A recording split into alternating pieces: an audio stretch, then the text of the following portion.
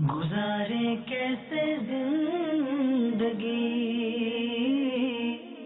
آؤ علماء سے پوچھ لیں، آئے جو مشکل پیش کوئی، آؤ علماء سے پوچھ لیں۔ الحمد للہ رب العالمین والصلاة والسلام على سید المرسلین، اما بعد فاعوذ باللہ من الشیطان الرجیم، بسم اللہ الرحمن الرحیم۔ الصلاة والسلام علیک یا رسول اللہ وعلى آلک واصحابک یا حبیب اللہ۔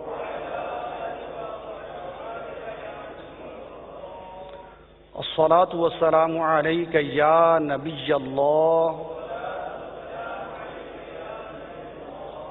وعلى آلک واصحابک یا نور اللہ۔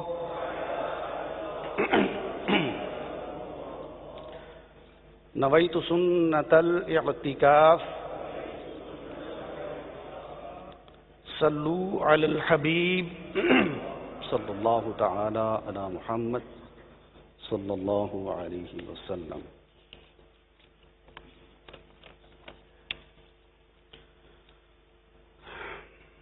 میٹھے اور محترم اسلامی بھائیوں، ہمارا جو آج کا موضوع ہے وہ ہے واجبات صلاۃ، یعنی نماز کے واجبات۔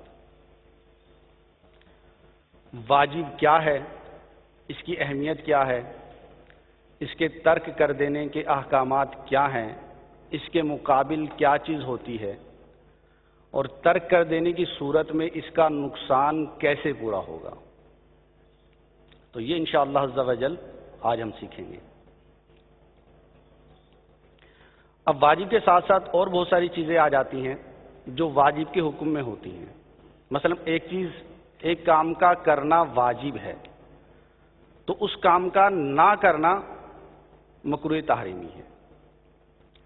اسی طرح ایک کام کا کرنا مکروہ تحریمی ہے تو اس کام سے بچنا یہ واجب ہو جاتا ہے۔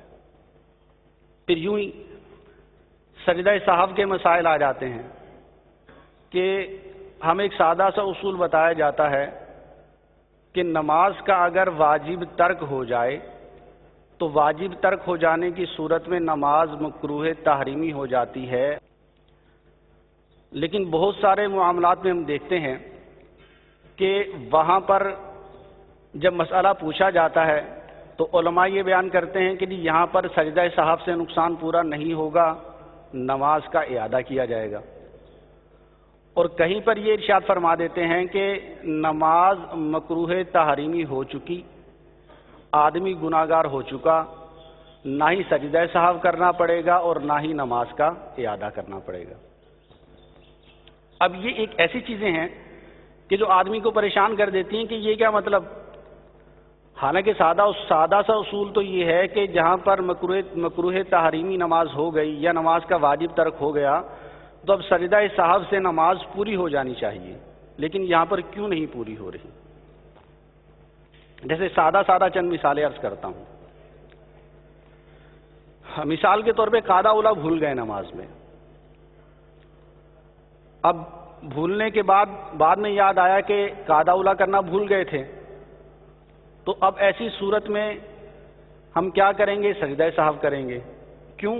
کیونکہ قاعدہ اولیٰ یہ واجب تھا، واجب بھولے سے ترک ہو گیا، ترک ہو جانے کی صورت میں جو نماز کے اندر نقصان پیدا ہوا وہ سجدہ سہو سے پورا ہو جائے گا۔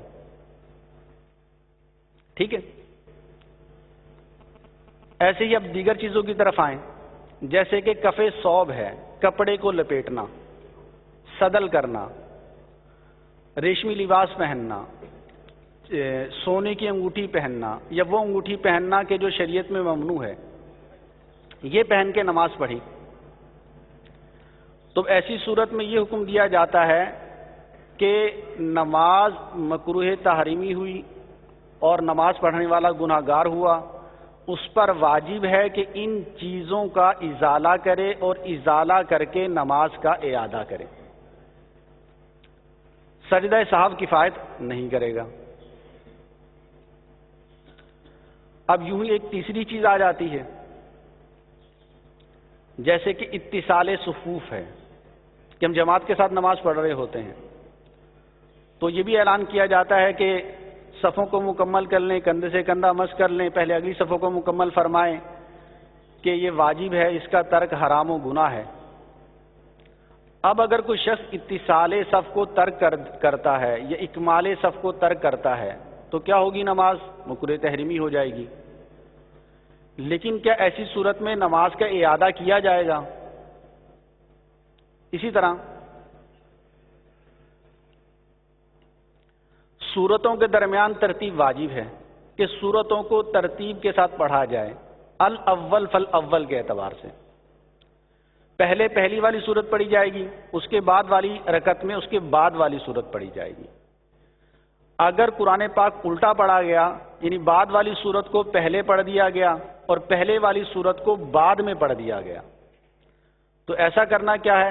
ممنوع ہے اور مکروہ تحریمی ہے. کیوں؟ کیونکہ قرآن پاک ترتیب کے ساتھ پڑھنا واجب ہے. لیکن نماز کے اندر اگر کسی نے اس طرح الٹا قرآن پاک پڑھ دیا تو نہ تو سجدہ سہو کا کہا جائے گا، نہ نماز کے واجب الاعادہ ہونے کا کہا جائے گا. فقط یہ کہا جائے گا کہ آدمی گناہگار ہوا، اس پر توبہ واجب ہے. تو یہ چند ڈفرینسز ہیں جن میں اکثر اسلامی بھائی الجھ جاتے ہیں کہ یہ کیا معاملہ ہے. بظاہر چیز ایک ہی ہے کہ ایک طرف واجب ہے، اس کو ترک کر دیا تو مکروہ تحریمی ہے، اور جو چیز مکروہ تحریمی ہے اس کو ترک کرنا واجب ہے. بہر صورت اگر نماز کے اندر آدمی نے مکروہ تحریمی کا ارتکاب کیا تو ایسی صورت میں بھولے سے ہوا تو سجدہ سہو سے نماز پوری ہو جانی چاہیے، اور اگر سجدہ سہو نہیں کیا یا اس کا ارتکاب قصدن کیا تو پھر نماز کا اعادہ کیا جانا چاہیے. یہ الگ الگ مسائل کیوں ہو جاتے ہیں؟ الگ الگ معاملات کیوں ہو جاتے ہیں؟ تو آج انشاءاللہ عز و جل اس ڈیفرنس کو بھی ہم نے سیکھنا ہے انشاءاللہ عز و جل. تو سب سے پہلے ہم جو ہے سرسری طور پر نماز کے واجبات پر نظر ڈال لیتے ہیں، ان واجبات کو سیکھ لیتے ہیں کہ نماز کے اپنے واجبات کون سے ہیں. پھر اس کے بعد یہ جو ڈفرینس میں نے عرض کیا کہ کس صورت میں سجدہ سہو لازم ہوگا اور کس صورت میں سجدہ سہو لازم نہیں ہوگا، اور کس صورت میں نماز واجب الاعادہ ہوگی. اس کے بعد پھر اس کو انشاءاللہ عز و جل سیکھا جائے گا. پھر اس کے بعد ایک اور سٹیپ آئے گا ہمارا تصویر والے مسئلے کا، کہ تصویر والا مسئلہ کہ تصویر اگر مصلی کے سامنے ہو تو بھی نماز مکروہ تحریمی ہوتی ہے اور تصویر والی جگہ سے بچنا واجب ہوتا ہے. اب اگر آدمی نے نماز پڑھی تو نماز واجب الاعادہ ہوگی، تو وہ تصویر کیسی ہونی چاہیے؟ مصلی کے نماز پڑھنے والے کے کس طرف ہونی چاہیے، اور نماز پڑھنے والا کس طور پر نماز پڑھے کہ یہ واجب الاعادہ ہوگی، مکروہ تحریمی ہوگی، اور کس طور پر مکروہ تنزیہی ہوگی. صلو علی الحبیب صلی اللہ تعالی علی محمد صلی اللہ علیہ وسلم صلاۃ و سلام علیک سیدی یا رسول اللہ. واجبات نماز کو یاد رکھنے کے لیے سب سے آسان جو طریقہ ہے وہ یہ ہے کہ سب سے پہلے فرائض نماز کو یاد رکھا جائے، کیونکہ جتنے بھی واجبات ہیں سب کے سب فرائض کے تحت ہی آتے ہیں الا ماشاء اللہ. اگر فرائض نماز ہمیں یاد ہیں تو ان کے تحت اور ان فرائض کے اندر ہم غور کریں گے تو ہمیں بہت سارے واجبات پتہ چلنا شروع ہو جائیں گے. جس طرح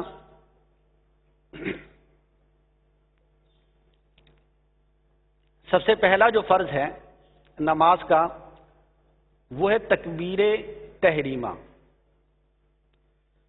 یعنی وہ تکبیر کہنا کہ جس کی وجہ سے دنیا کے جملہ کام حرام ہو جائیں.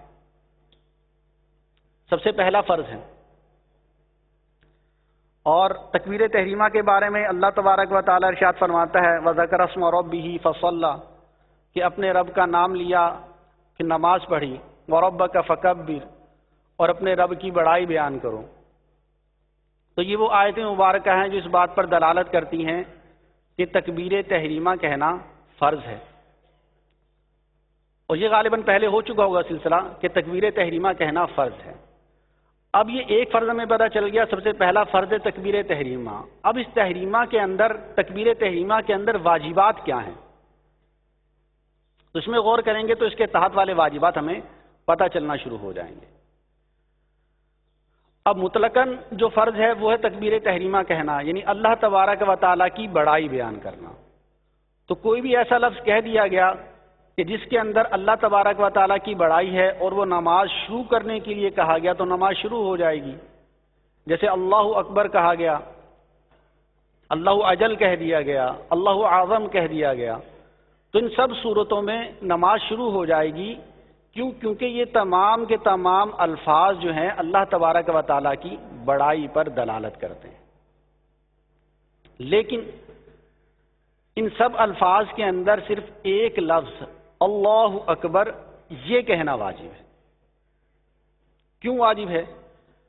اس وجہ سے کہ نبی کریم علیہ الصلوۃ والسلام نے ارشاد فرمایا کہ تحریم التکبیر و تحلیل التسلیم، کہ نماز کی جو تحریمہ ہے وہ تکبیر یعنی اللہ اکبر کہنا ہے، اور اس کی جو تحلیل ہے، حلال کر دینے والی جو چیز ہے، وہ سلام کہنا ہے۔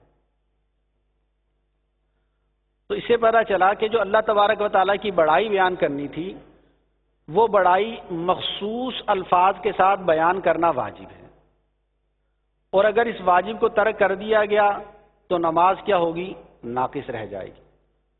ٹھیک ہے؟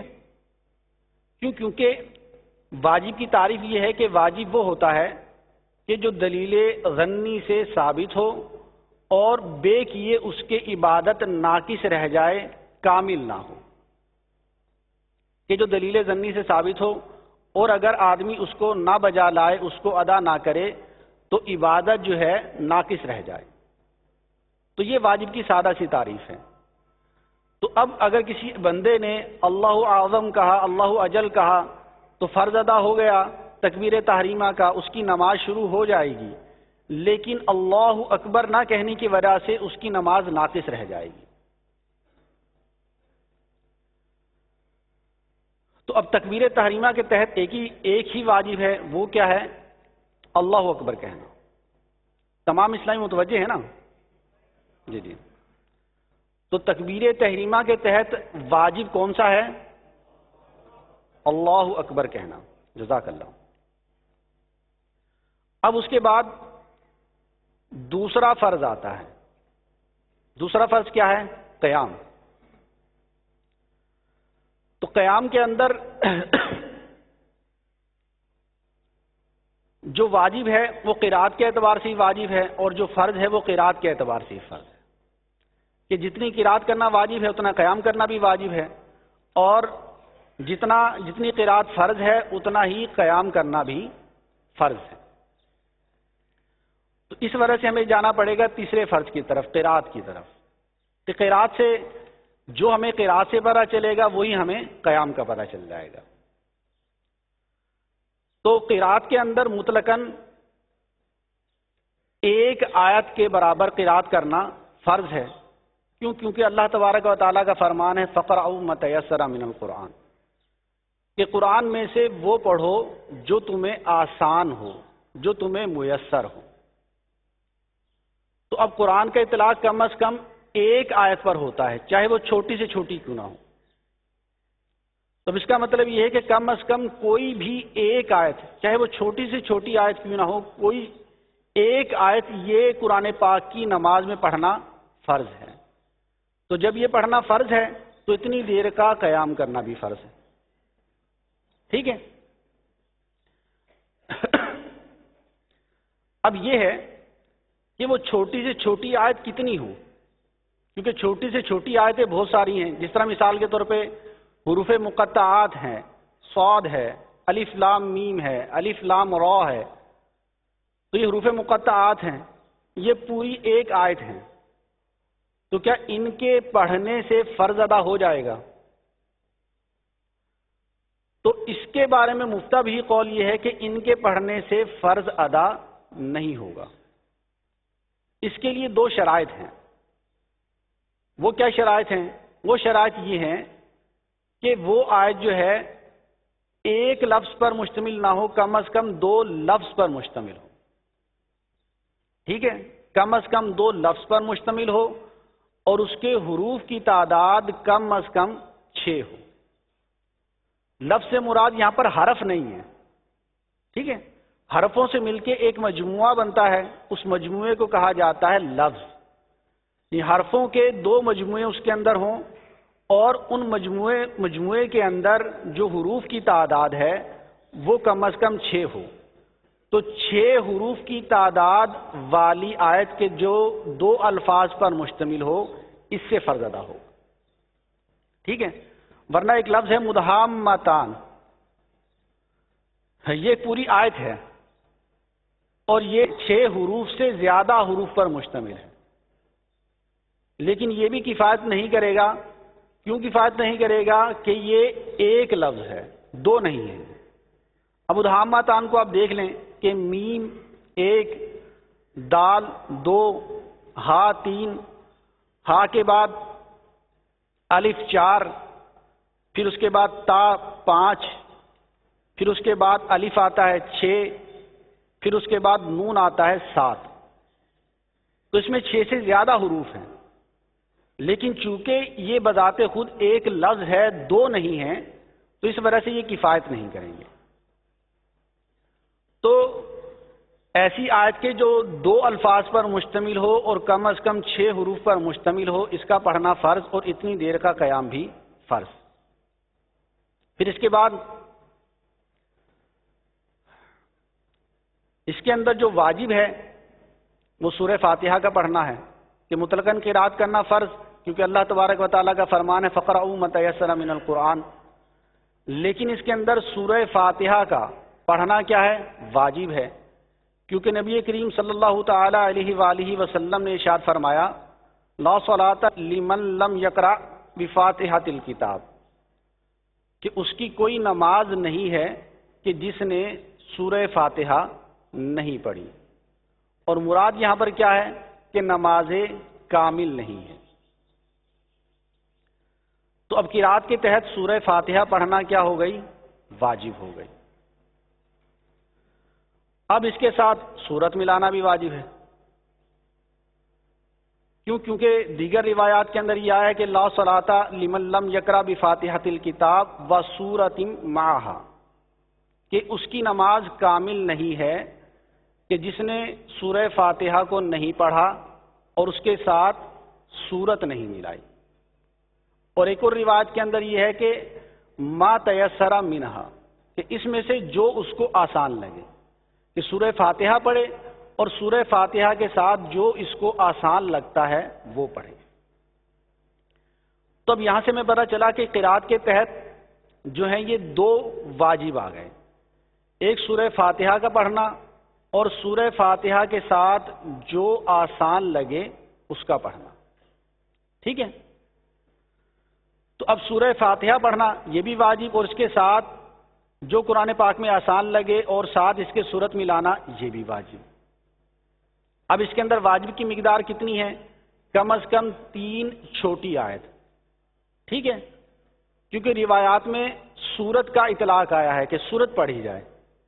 اب سورت کتنی آیات پر مشتمل ہوتی ہے؟ کم از کم 3 آیتوں پر مشتمل ہوتی ہے۔ ٹھیک ہے، کہ سورت جو ہے کم از کم 3 آیتوں پر مشتمل ہوتی ہے، تو اس وجہ سے کم از کم 3 چھوٹی آیتیں اگر کوئی آدمی پڑھ لے گا تو یہ اس کے سورت پڑھنے کے قائم مقام ہو جائیں گی اور یہ نماز کا واجب ادا ہو جائے گا۔ اب 3 چھوٹی آیتیں کتنے حروف کی بنیں گی؟ بتائے گا کوئی اسلامی بھائی؟ غور و فکر کیجئے، بتائیے ذرا۔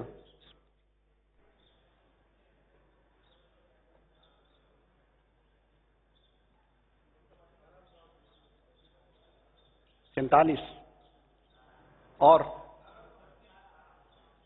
36، 18، سبحان اللہ، 18 بن جائیں گی، 18 حروف بن جائیں گے۔ کیوں بن جائیں گے؟ کہ ایک چھوٹی آیت، جیسے کہ شروع میں عرض کیا گیا تھا کہ ایک چھوٹی آیت جو ہے 6 حروف پر مشتمل ہے، تو 3 چھوٹی آیت کتنے حروف کی بنیں گی؟ 18۔ تو مطلب یہ ہے کہ 3 چھوٹی آیتیں پڑھ دے وہ، یا کوئی ایک بڑی آیت کے جو 18 حروف پر مشتمل ہو وہ پڑھ دے، یا کوئی اتنی چھوٹی سورت پڑھ دے، تو یہ واجب اس کا ادا ہو جائے گا۔ ٹھیک ہے، اب سورہ فاتحہ کی طرف آتے ہیں۔ اب سرکار علیہ الصلوۃ والسلام نے سورہ فاتحہ کا نام ارشاد فرمایا کہ اس کی نماز کامل نہیں جس نے سورہ فاتحہ نہیں پڑھی۔ تو اس کا مطلب یہ ہے کہ پوری سورہ فاتحہ پڑھنا واجب ہے، اور سورہ فاتحہ میں کتنی آیت ہیں؟ 7۔ تو اس کا مطلب یہ ہے کہ 7 کی 7 آیتیں پڑھنا ہی واجب ہے۔ اس میں سے کوئی ایک آیت بھی چھوڑ دی، کوئی ایک لفظ بھی چھوڑ دیا تو واجب ترک ہو جائے گا۔ ٹھیک ہے، تو اب ہم واجبات کی ترتیب دیکھتے چلے جائیں تو ہمیں پتہ چلے گا کہ تکبیر تحریمہ کے تحت ایک واجب اللہ اکبر کہنا، اس کے بعد پھر ہم دوسرے واجبات کی طرف آتے ہیں کہ جتنی دیر قیام کرنا واجب، جتنی دیر قرات واجب اتنی دیر قیام کرنا بھی واجب، پھر قرات کے اندر آتے ہیں سورہ فاتحہ پڑھنا واجب، اور پھر سورہ فاتحہ کے ساتھ کم از کم 3 چھوٹی آیتیں ملانا کہ جو بقدر صورت ہوں، یہ واجب۔ اب اس کے بعد پھر اگلا واجب آ رہا ہے، وہ کیا ہے کہ سورہ فاتحہ پوری کی پوری پڑھنا واجب، اس میں سے ایک بھی لفظ کا کم نہ ہونا، یہ بھی کیا ہے؟ واجب ہے۔ اور اگر سورہ فاتحہ کا ایک بھی لفظ چھوٹ گیا تو کیا ہوگا؟ واجب ترک ہو جائے گا اور نماز واجب الادا ہو جائے گی، یا پھر سجدہ سہو کرنا پڑے گا۔ ٹھیک ہے، اب اس کے بعد اگلے واجب کی طرف آ جائیے کہ سورہ فاتحہ پڑھنا واجب، اس کے ساتھ سورت ملانا واجب، پھر اس سے اگلا واجب ہے کہ سورہ فاتحہ کا نماز میں ایک ہی مرتبہ، ایک رکعت میں ایک ہی مرتبہ ہونا، یہ بھی واجب، کہ اگر سورہ فاتحہ کو 2 مرتبہ پڑھا یا سورہ فاتحہ کی تکرار کی تو یہ بھی ترک واجب ہو جائے گا، کیونکہ سورہ فاتحہ کو 1 مرتبہ پڑھنے کا حکم دیا گیا ہے۔ ٹھیک ہے، پھر اس کے بعد اگلا واجب ہے ان کے درمیان ترتیب کا ہونا، سورہ فاتحہ اور اس کے بعد جو سورت پڑھی جائے گی ان کے درمیان ترتیب، یہ بھی واجب ہے کہ پہلے سورہ فاتحہ پڑھی جائے گی اور اس کے بعد پھر سورت دوسری پڑھی جائے گی۔ اگر اس کا خلاف کیا تو ترک واجب ہو جائے گا اور نماز مکروہ تحریمی ہو جائے گی۔ مثلا کسی نے غلطی سے سورت کو پہلے پڑھ دیا، اب یاد آیا کہ میں نے تو سورت پہلے پڑھ دی ہے، تو اب وہ سورہ فاتحہ پڑھے گا تو یہ ترتیب تبدیل ہو جائے گی کہ سورہ فاتحہ جس کا حق پہلے تھا اس کو بعد میں پڑھ دیا گیا اور بعد والی کو پہلے پڑھ دیا گیا، تو ترتیب ساقط ہو جانے کی وجہ سے نماز مکروہ تحریمی ہو۔ اب اس کے بعد اگلا واجب آ جاتا ہے، وہ ہے کہ سورہ فاتحہ اور سورت کے درمیان، یہ جو اس کے بعد پڑھی جا رہی ہے سورہ فاتحہ کے بعد، ان کے درمیان کوئی اجنبی فاصل نہ ہو۔ اجنبی فاصل سے مراد یہ ہے کہ ایسی چیز کہ جس کا تعلق ان چیزوں سے نہیں ہے، ایسی چیز درمیان میں آ جائے، تو اگر ایسی چیز درمیان میں آ گئی تو نماز مکروہ تحریمی ہو جائے گی اور ترک واجب ہو جائے گا۔ لیکن اگر کسی نے سورہ فاتحہ کے بعد آمین پڑھا یا سورت پڑھنے سے پہلے بسم اللہ شریف پڑھی تو اس سے نماز مکروہ تحریمی نہیں ہوگی، کیونکہ یہ دونوں چیزیں اجنبی فاصل نہیں ہیں۔ کیوں اجنبی فاصل نہیں ہیں؟ یوں اجنبی فاصل نہیں ہے کہ آمین جو ہے یہ سورہ فاتحہ کے تحت ہے، اور اسی طرح جو بسم اللہ ہے یہ ہر سورت سے مقدم پڑھی جاتی ہے اور اس کا پڑھنا مسنون و مستحب ہے۔ تو بسم اللہ اور آمین یہ دونوں پڑھی تو یہ اجنبی فاصل نہیں ہے، اس کے علاوہ اگر کچھ اور پڑھا تو ان دونوں کے درمیان ایک اجنبی فاصلہ وہ فاصل ہو جائے گی اور نماز کو مکروہ تحریمی کر دے گی۔ یہاں تک سمجھ گئے؟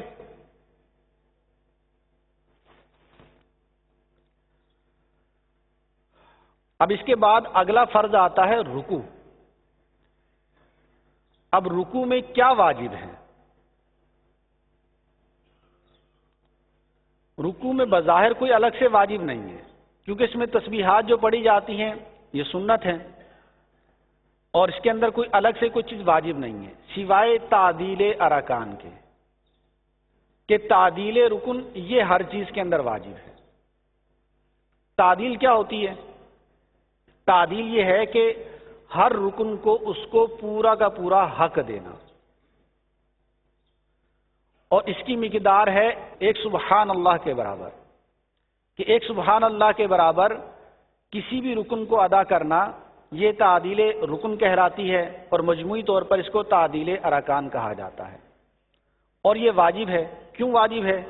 اس لیے کہ سرکار علیہ الصلوۃ والسلام نے تعدیل ارکان پر مواظبت فرمائی ہے، اور ہر وہ کام کہ جو سرکار علیہ الصلوۃ والسلام نے ہمیشہ کیا ہو، اور نہ وہ کام آپ صلی اللہ تعالی علیہ وآلہ وسلم نے عادتاً کیا ہو، اور نہ ہی وہ عرب کے رسوم و رواج میں سے ہو، اور آپ صلی اللہ تعالی علیہ وآلہ وسلم نے وہ کام ہمیشہ کیا ہو، اس کو ترک نہ کیا ہو، تو وہ کام بھی واجب ہو جاتا ہے.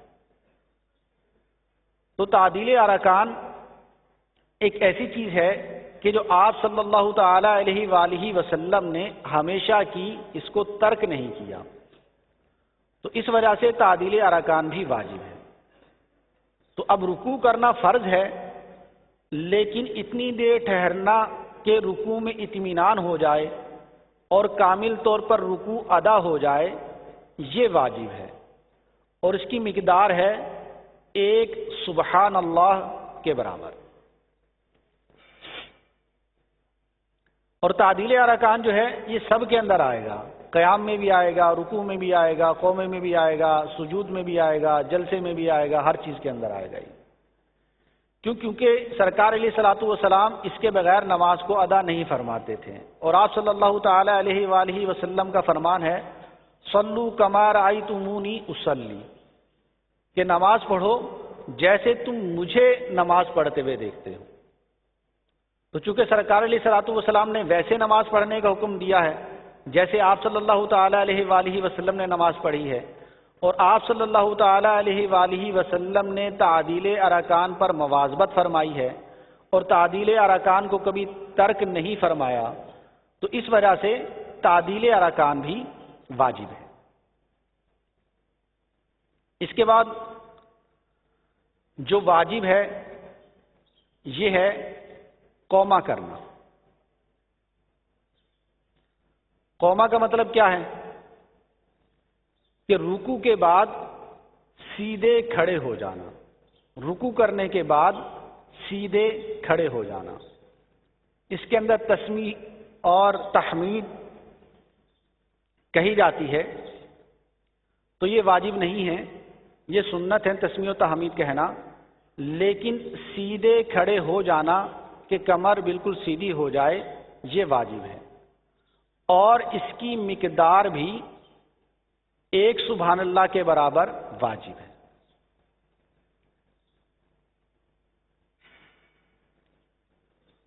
اس کے بعد اگلی چیز آتی ہے، وہ ہے سجود.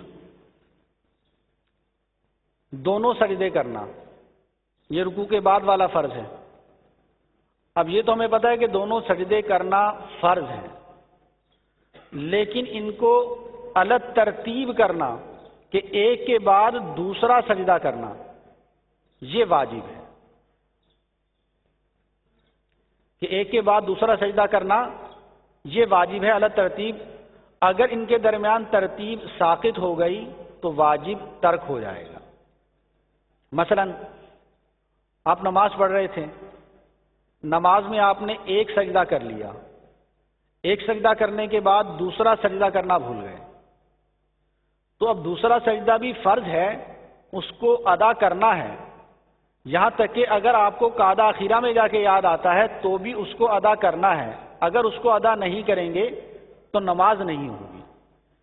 لیکن اگر قاعدہ اخیرہ میں پہنچ کے وہاں پر بھی اس کو ادا کرتے ہیں تو اب ادا کر دیا، نماز تو ہو گئی، لیکن ترتیب ساقط ہو جانے کی وجہ سے نماز کیا ہو جائے گی؟ مکروہ تحریمی ہو جائے گی. یہ ترتیب ان کے درمیان واجب ہے. پھر یہ ہے کہ دونوں سجدے الگ ترتیب کرنا، یہ واجب. پھر ان دونوں کے درمیان میں جلسہ کرنا، ان دونوں کے درمیان میں بیٹھنا، اور اس طرح بیٹھنا کہ جو کمر ہے یہ سیدھی ہو جائے، مکمل طور پر درست ہو جائے، یہ بھی واجب ہے. اور اس جلسہ کی مقدار بھی ایک سبحان اللہ کے برابر ہے، کہ ایک سبحان اللہ کے برابر کمر کو سیدھا کرنا یہ واجب ہے.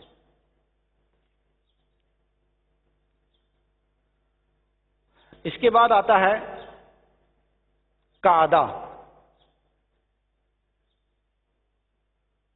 تو اب قعدہ اگر 4 رکعتیں ہم پڑھ رہے ہیں تو ان 4 رکعتوں کے اندر قعدہ اولا کرنا، پہلا قعدہ کرنا، یہ واجب ہے. اب قعدہ اولا کیوں واجب ہے؟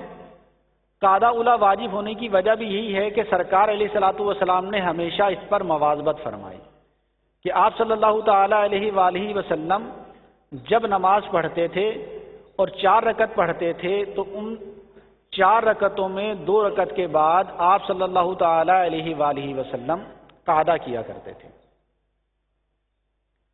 تو آپ صلی اللہ تعالی علیہ وآلہ وسلم کی مواظبت کی وجہ سے قعدہ کرنا واجب ہے. تو قعدہ اخیرہ کیا ہے؟ فرض ہے.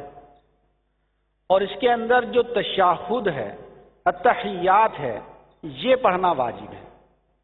کیوں واجب ہے؟ کہ سرکار علیہ الصلوۃ والسلام نے حضرت عبداللہ بن مسعود رضی اللہ تعالی عنہ سے ارشاد فرمایا کہ اذا قلت ھذا او فعلت ھذا فقد تمت صلاتک، کہ جب تو نے یہ کر لیا، یعنی قعدہ کر لیا یا یہ تشہد پڑھ لیا تو تیری نماز مکمل ہو گئی. تو اس کا مطلب یہ ہے کہ بیٹھ جانا یہ کافی ہے نماز کی تکمیل کے لیے اگر کچھ نہیں بھی پڑھا گیا. تو چونکہ بیٹھ جانا نماز کی تکمیل کے لیے ضروری ہے، اتنی دیر تک بیٹھ جانا ضروری ہے، تو یہ فرض ہے. اور نماز کی تکمیل کے لیے پڑھنا ضروری نہیں ہے، تو اس کا مطلب یہ ہے کہ پڑھنا کیا ہو جائے گا؟ یہ واجب ہو جائے گا. کہ بیٹھے بغیر اتنی دیر بیٹھے بغیر نماز مکمل نہیں ہوگی، لیکن اتنی دیر پڑھے بغیر نماز مکمل ہو جائے گی. تو تشہد پڑھنا جو ہے یہ واجب ہے. اور اس کے اندر اس تشہد کا ہر لفظ پڑھنا یہ واجب ہے. کیوں واجب ہے؟ اس وجہ سے واجب ہے کہ حضرت عبداللہ بن مسعود رضی اللہ تعالی عنہ ارشاد فرماتے ہیں کہ سرکار علیہ الصلوۃ والسلام ہمیں تشہد ایسے سکھاتے تھے جیسے آپ صلی اللہ تعالی علیہ وآلہ وسلم ہمیں قرآن پاک کی سورت سکھاتے تھے. تو آپ صلی اللہ تعالی علیہ وآلہ وسلم اس میں اتنی تاکید فرماتے تھے اور اتنی احتیاط فرماتے تھے. تو اس وجہ سے اس کا ایک ایک لفظ پڑھنا واجب ہے. اس تشہد کا کوئی ایک لفظ بھی چھوٹ گیا تو ترک واجب ہو جائے گا اور نماز مکروہ تحریمی ہو جائے گی. ٹھیک ہے. اس کے بعد آتا ہے آخری فرض خروج بسنئہ. اس کا مطلب کیا ہے؟ کوئی اسلامی بھائی بیان کریں. نماز سے باہر ہونا. اگر کوئی نماز پڑھتے پڑھتے چلنا پھرنا شروع کر دیں، یعنی اپنے قصد سے کوئی ایسا عمل کرنا کہ جس سے آدمی نماز سے باہر ہو جائے، اس میں اپنا قصد ضروری ہے. مثال کے طور پہ آپ نماز پڑھ رہے تھے اور تشہد التحیات جو ہے یہ بھی آپ نے مکمل پڑھ لی تھی، ابھی سلام پھیرنا باقی تھا کہ اس سے پہلے ہوا خارج ہو گئی اچانک، تو کیا ہوگا؟ نماز ٹوٹ جائے گی نا.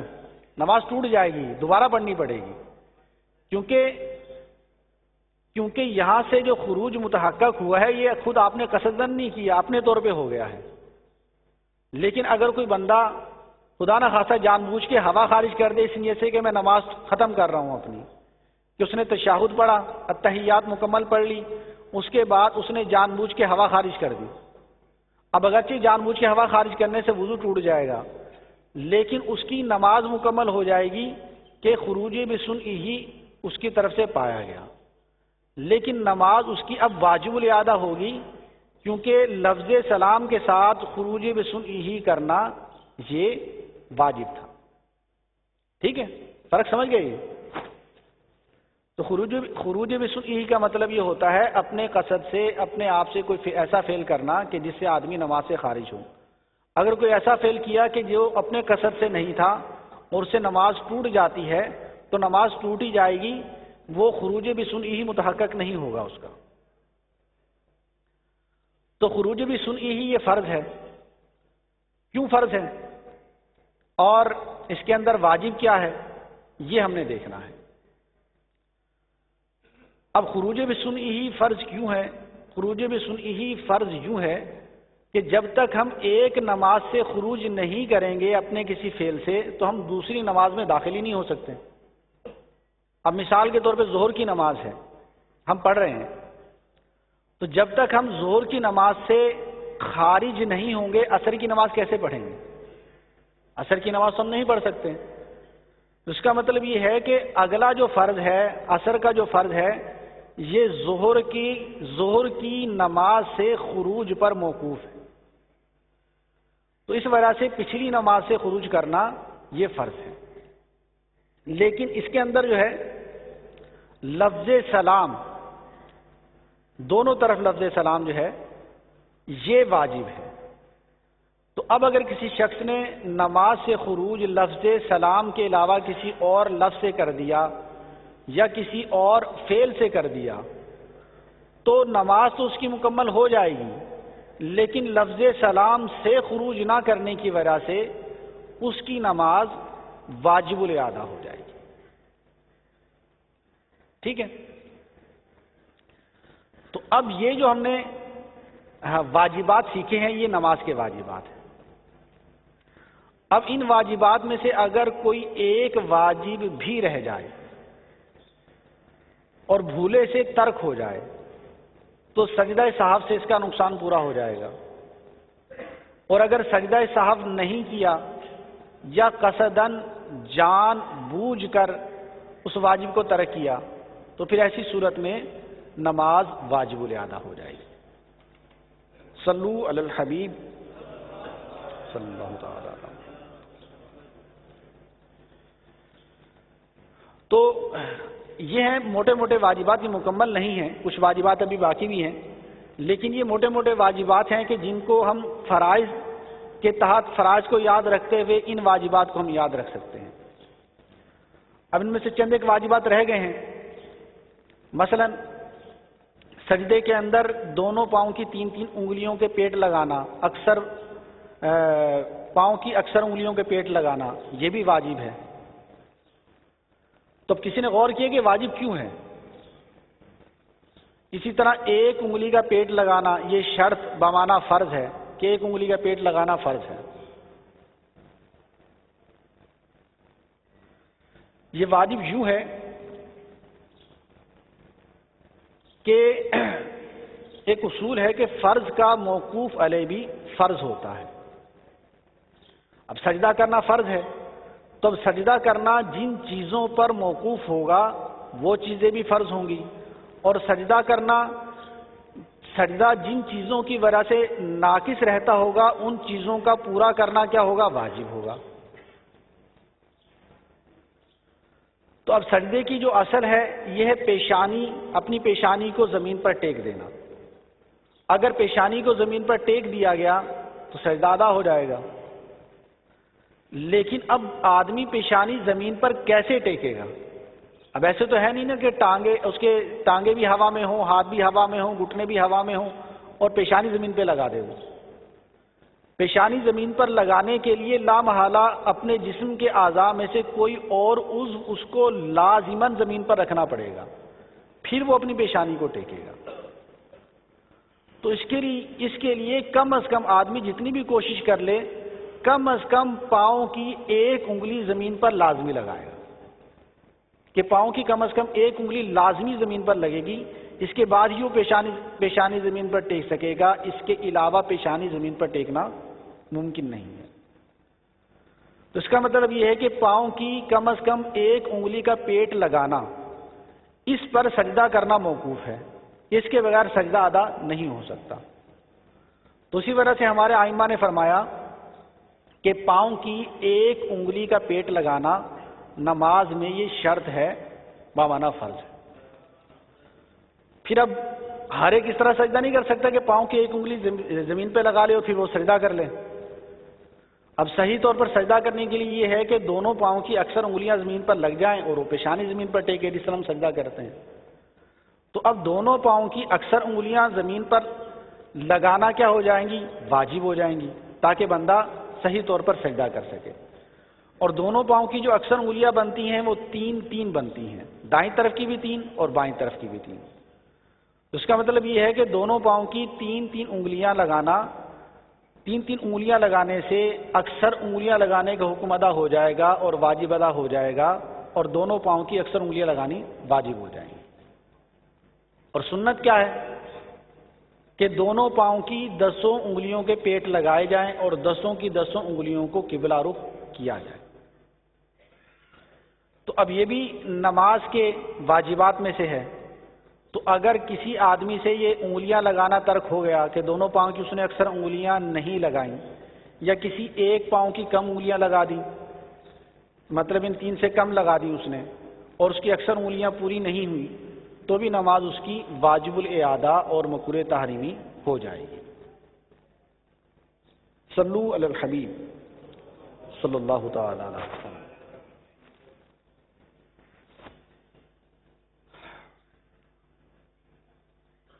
اب اسی طرح دعائے قنوت پڑھنا، یہ اب دیگر واجبات ایک تو فرائض کے تحت بیان کر دی، اب دیگر جو چھوٹے چھوٹے واجبات رہ رہے ہیں ان کے بارے میں عرض کرتا ہوں کہ دعائے قنوت پڑھنا یہ وتر کے اندر واجب ہے، اور یہ بھی نماز کا واجب ہے۔ اگر دعائے قنوت کسی آدمی نے بھولے سے ترک کر دی تو بھی سجدہ سہو سے نماز اس کی مکمل ہو جائے گی، اور جان بوجھ کر اگر اس نے دعائے قنوت ترک کر دی تو نماز واجب الادا ہو جائے گی۔ اسی طرح دعائے قنوت سے پہلے تکبیر کہنا، جس کو کہتے ہیں تکبیر قنوت، یہ تکبیر کہنا یہ بھی واجب ہے، لیکن اس کے اندر جو ہاتھ اٹھائے جاتے ہیں یہ ہاتھ اٹھانا واجب نہیں ہے، ہاتھ اٹھانا سنت ہے۔ اگر کسی آدمی نے تکبیر قنوت کہی لیکن اس کے لیے ہاتھ نہیں اٹھائے تو تکبیر قنوت ہو جائے گی اور واجب اس کا ادا ہو جائے گا، اس کے بعد دعائے قنوت پڑھے گا تو یہ دوسرا واجب اس کا ادا ہو جائے گا۔ تو تکبیر قنوت واجب ہے، اور تکبیر قنوت کے ساتھ ساتھ یہ جو دعائے قنوت ہے یہ پڑھنا بھی واجب ہے۔ اسی طرح عیدین کے اندر 6 تکبیرات کہنا، یہ 6 تکبیرات کہنا عیدین کے اندر یہ بھی واجب ہے، کیونکہ سرکار علیہ الصلوۃ والسلام سے ان تکبیرات پر مواظبت ثابت ہے۔ اور پھر اس کے اندر دوسری رکعت کے اندر تکبیر رکوع کہنا، کہ عیدین کی پہلی رکعت میں تکبیر رکوع کہنا واجب نہیں ہے، دوسری رکعت کے اندر تکبیر رکوع کہنا یہ بھی واجب ہے۔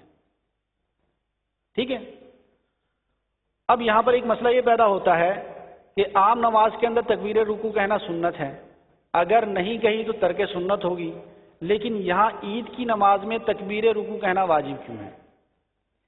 اسی طرح وتر کے اندر دعائے قنوت سے پہلے تکبیر کہنا واجب کیوں ہے؟ اس کے علاوہ بقیہ جتنی بھی تکبیرات کہی جاتی ہیں تکبیر تحریمہ کے علاوہ وہ سب کی سب سنت ہیں، واجب نہیں ہیں، تو بطور خاص یہ 2 تکبیرات الگ سے واجب کیوں ہیں؟ اس کی وجہ یہ ہے، جیسے میں نے شروع میں فقہا کا اصول عرض کیا کہ فرض کا موقوف علیہ فرض ہوتا ہے، تو یوں ہی واجب کا موقوف علیہ کہ جس پر واجب موقوف ہو یہ بھی واجب ہوتا ہے۔ تو جو تکبیر قنوت پڑھنا یہ موقوف ہے اس سے پہلے تکبیر کہنے پر، تو اس وجہ سے یہ تکبیر بھی واجب ہوگی۔ اور رکوع کے اندر یعنی کہ عیدین کی نماز کے اندر دوسری رکعت کا جو رکوع کیا جاتا ہے اس کی جو تکبیر واجب ہے یہ فرق کرنے کے لیے ہے کہ عیدین کی تکبیر اور نماز کی تکبیر ان کے درمیان میں فرق ہو جائے. ان کے درمیان فرق کرنے کے لیے عیدین کی تکبیر جو ہے یہ واجب ہے. عیدین میں رکوع کی تکبیر جو ہے یہ واجب ہے. صلو علی الحبیب صلی اللہ تعالی علی محمد صلی اللہ علیہ وسلم. اب ہم آتے ہیں اپنی دوسری جہت کی طرف کہ سجدہ سہو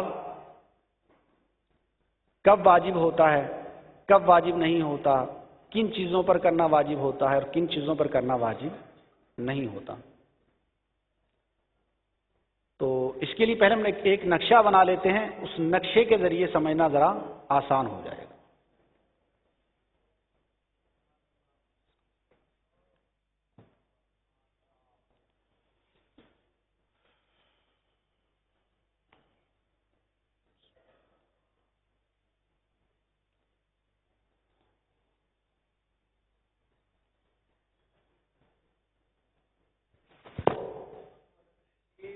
صلی اللہ تعالی علی محمد.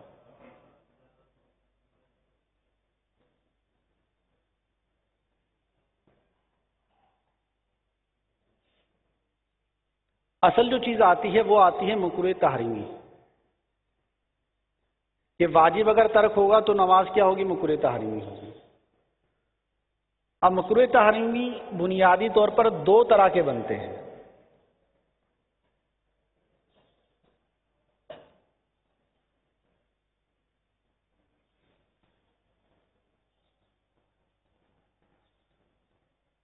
ایک یہ ہے کہ جو نماز کو بلا واسطہ لاحق ہوتے ہیں،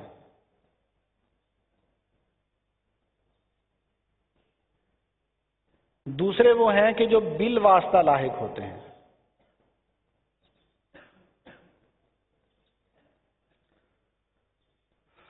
بلا واسطہ کا مطلب یہ ہے کہ نماز کے کسی واجب کو ترک کر دینا، کہ نماز کو کوئی واجب ترک کر دیا تو اب جو کراہت تحریمی لاحق ہو رہی ہے یہ نماز کو بلا واسطہ لاحق ہو رہی ہے، کہ کسی کے واسطے سے لاحق نہیں ہو رہی.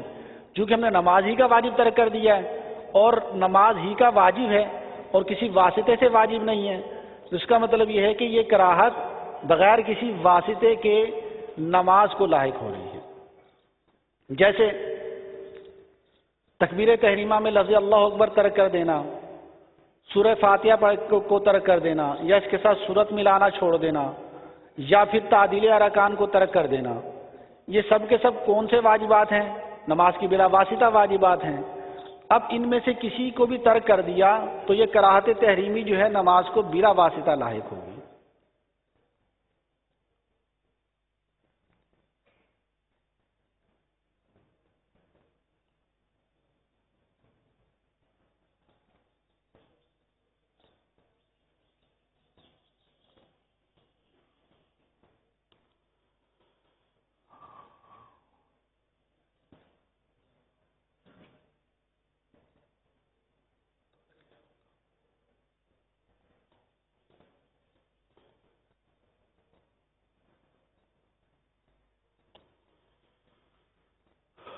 اب بلا واسطہ لاحق ہونے کی مثال جیسے لفظ اللہ اکبر کہنا، تعدیل ارکان کرنا، قاعدہ اولا وغیرہ.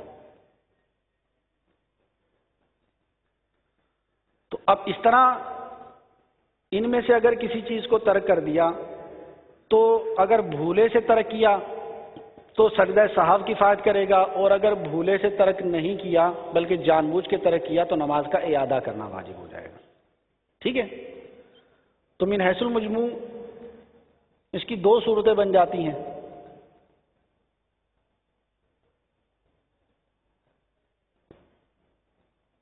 کہ بھولے سے ارتکاب، مکروہ تحریمی کا بھولے سے ارتکاب کیا،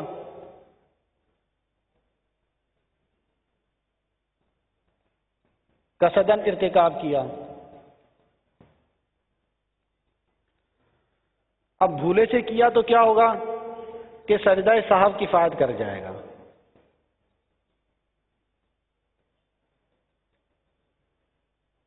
اور قصدن ارتکاب کیا تو نماز واجب الادا ہو جائے گی۔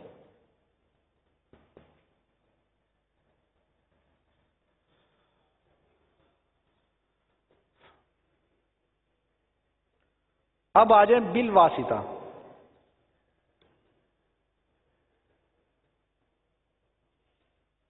بالواسطہ کا مطلب یہ ہے کہ یہ مکروہ تحریمی فی نفسہ ہی نماز کے واجب کو ترک کرنے سے لازم نہیں آتا، بلکہ کسی اور وجہ سے لازم آتا ہے۔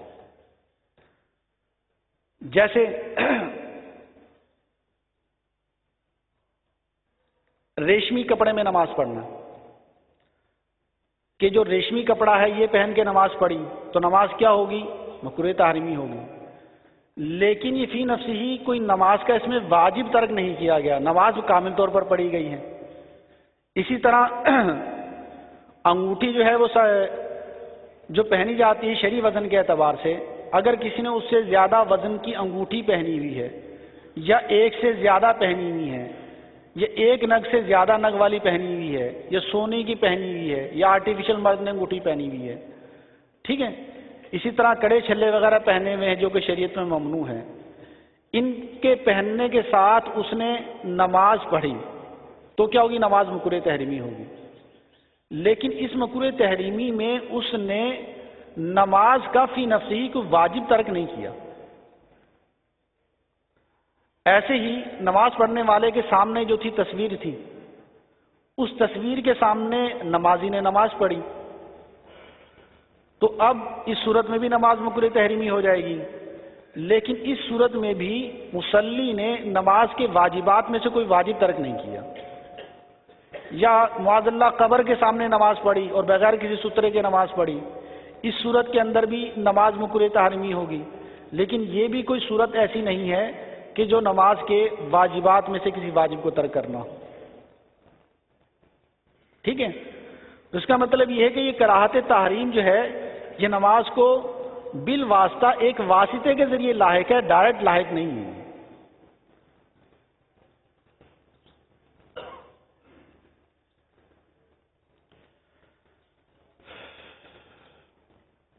تو اس اعتبار سے بالواسطہ کی بن جائیں گی دو صورتیں۔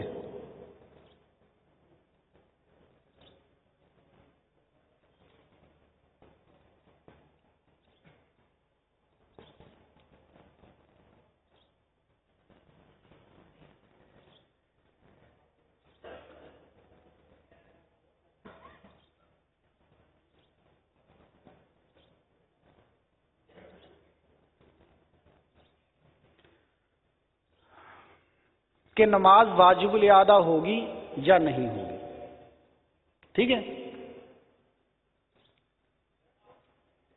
اب نماز واجب الادا ہوگی یا نہیں ہوگی، اس میں ہم فرق کیسے کریں گے؟ یہ ایک امر عظیم ہے کہ بہت ساری صورتیں ہیں کہ جن کے اندر ہم کہہ دیتے ہیں کہ نماز واجب الادا ہوگی، نماز دوبارہ پڑھی جائے گی، اور بعض صورتیں ایسی ہیں کہ ان میں کہہ دیتے ہیں کہ نماز دوبارہ نہیں پڑھی جائے گی، آدمی گناہ گار ہوگا، ٹھیک ہے۔ جس طرح بھی میں نے سارے مثالیں دی کہ سونے چاندی کا زیور پہنا مرد نے زیور پہن کے نماز پڑھی، یا ریشمی کپڑا پہن کے نماز پڑھی، یا فساق و فجار کا لباس پہن کے نماز پڑھی، ان سب صورتوں میں نماز واجب الادا ہوگی اور مکروہ تحریمی ہو جائے گی۔ اسی طرح اگر اس نے اتصال صف کو ترک کر دیا، اتصال صف کو اگر اس نے ترک کر دیا تو نماز مکروہ تحریمی ہوگی لیکن واجب الادا نہیں ہوگی۔ اور ایسے ہی قرآن پاک الٹا پڑھ دیا تو بھی نماز مکروہ تحریمی ہوگی اور واجب الادا نہیں ہوگی۔ تو ان کے درمیان ڈیفرنس کیا ہے، فرق کیا ہے؟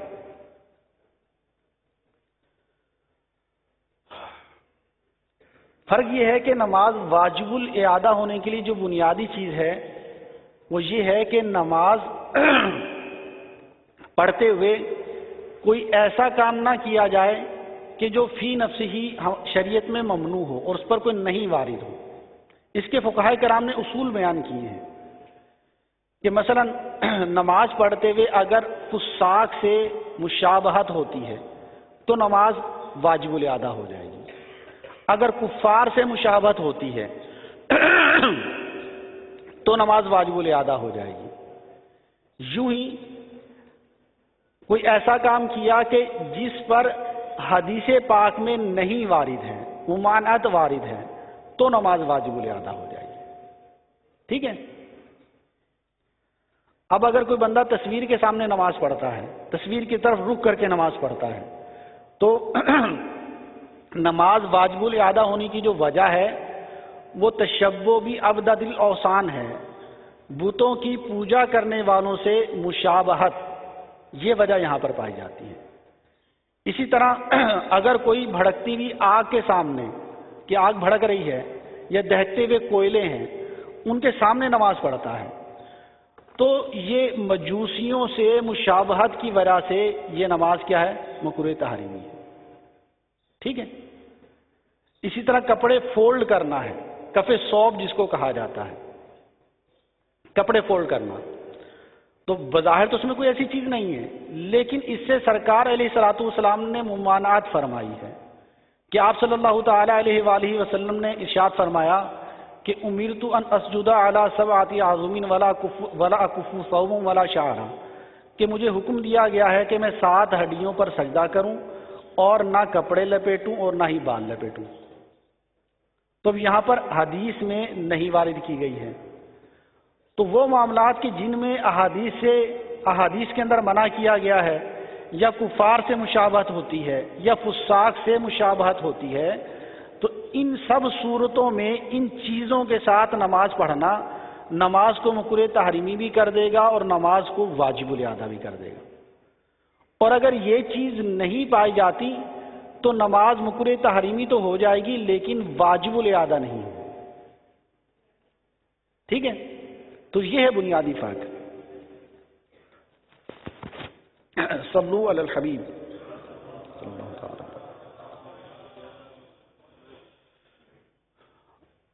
اب اس کی جو مثال بن جاتی ہے،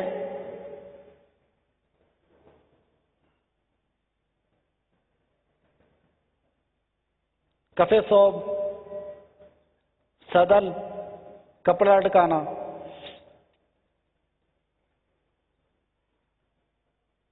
مرد کا زیور پہننا،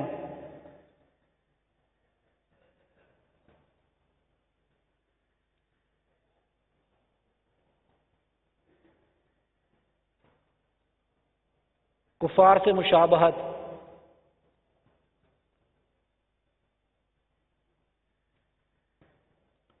فساق سے مشابہت۔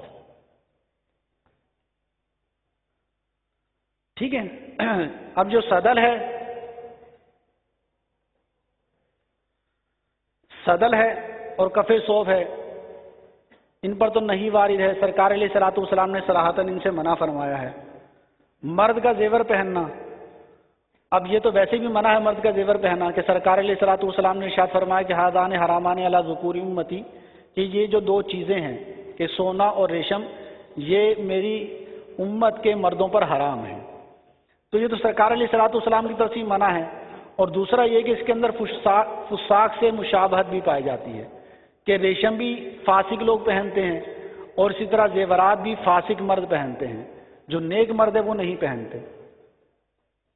اسی طرح نماز کے اندر کوئی ایسا کام کیا کہ جس میں کفار سے مشابہت ہو رہی ہے، تو بھی نماز واجب الادا ہو جائے گی۔ اور نماز واجب الادا نہیں ہوگی مکروہ تحریمی ہونے کے باوجود بھی۔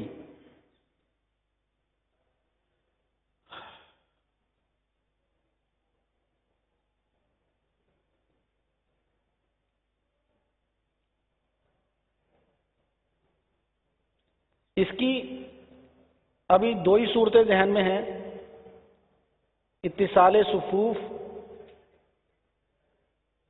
اور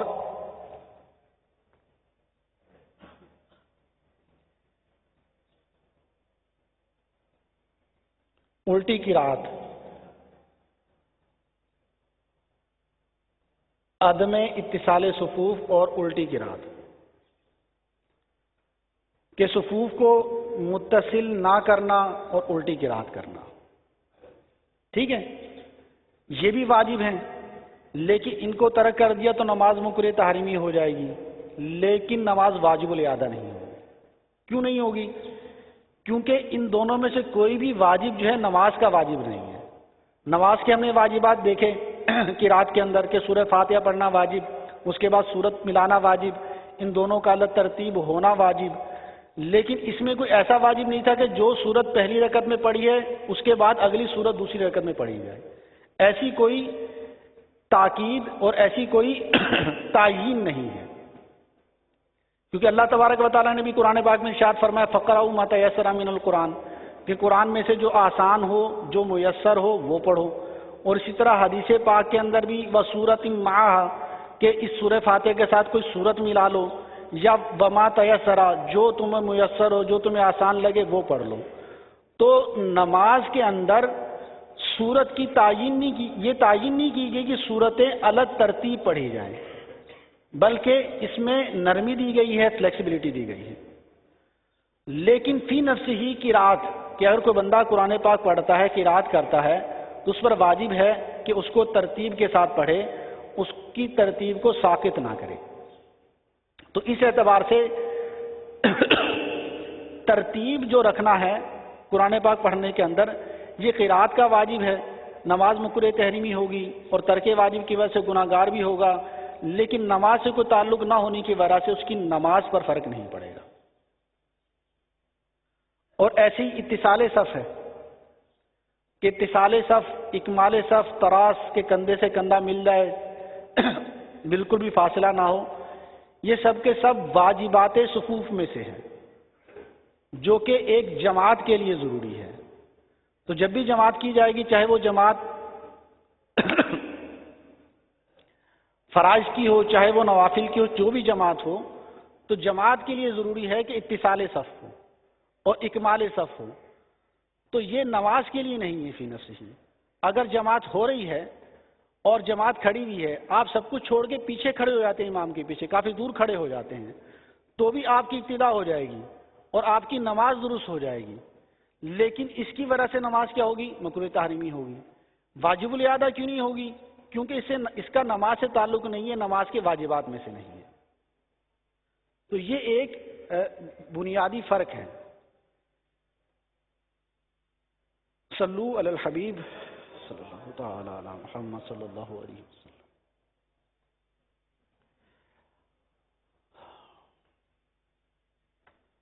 اب اس کے اندر کفار سے جو مشابہت ہے،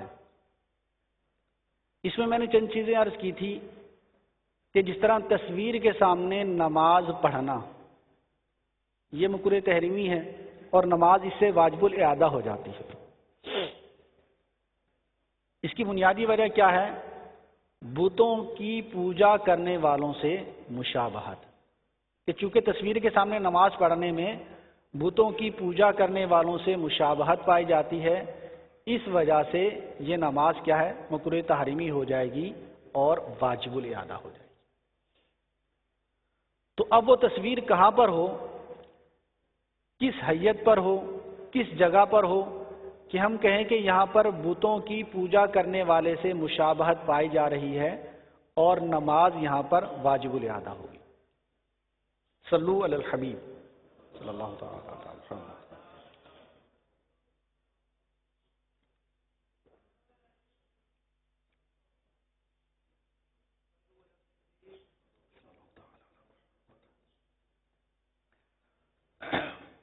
اس میں سب سے جو پہلی چیز ہے وہ یہ ہے کہ تصویر تعظیم کی جگہ پر ہو۔ تصویر کہاں پر ہو؟ تعظیم کی جگہ پر ہو، یعنی سامنے دیوار پر لٹکی ہوئی ہے یا تعظیم کے ساتھ کسی ٹیبل پر، ڈیسک پر رکھی ہوئی ہے۔ کیوں؟ کیونکہ جو کفار ہیں اپنے معبود کو بے ادبی کی جگہ پر نہیں رکھتے، تعظیم کی جگہ پر رکھتے ہیں۔ ٹھیک ہے، سب سے پہلی چیز کیا ہے؟ تعظیم کی جگہ پر ہو۔ پھر اس کے بعد دوسری چیز ہے کہ وہ مصلی کے مواجہات میں ہو۔ مواجہات سے مراد یہ ہے کہ اس کے سامنے ہو، 45 کے اینگل کے اندر اندر ہو۔ جب ہم کہتے ہیں نا کہ 45 کے درجے سے اگر اس کا سینہ پھر گیا تو یہ نماز سے باہر ہو جائے گا، نماز ٹوٹ جائے گی اس کی۔ تو دائیں طرف بھی 45 اور بائیں طرف بھی 45 یہ مواجہات ہیں. آپ سب کے سب لوگ جو میرے مواجہات میں بیٹھے ہوئے ہیں, ٹھیک ہے, اور غالباً کوئی 45 سے باہر نہیں ہے الا ماشاءاللہ چند دیکھ کے نا. تو مواجہات مراد یہ ہے کہ چہرے کے سامنے کی جگہ. تو 45 دائیں طرف اور بائیں طرف 45 کے اینگل میں کہیں پر بھی کوئی اگر تصویر میرے سامنے لٹکا دی جائے گی تو وہ میرے مواجہات میں آ جائے گی, سامنے آ جائے گی. تو سب سے پہلی چیز ہے تعظیم کی جگہ پر ہونا, دوسری چیز ہے مواجہات میں ہونا یعنی مصلی کے سامنے ہونا, تیسری چیز ہے پورے قد کی ہونا کہ تصویر جو ہے وہ پورے قد کی ہو, نیم قد کی نہ ہو.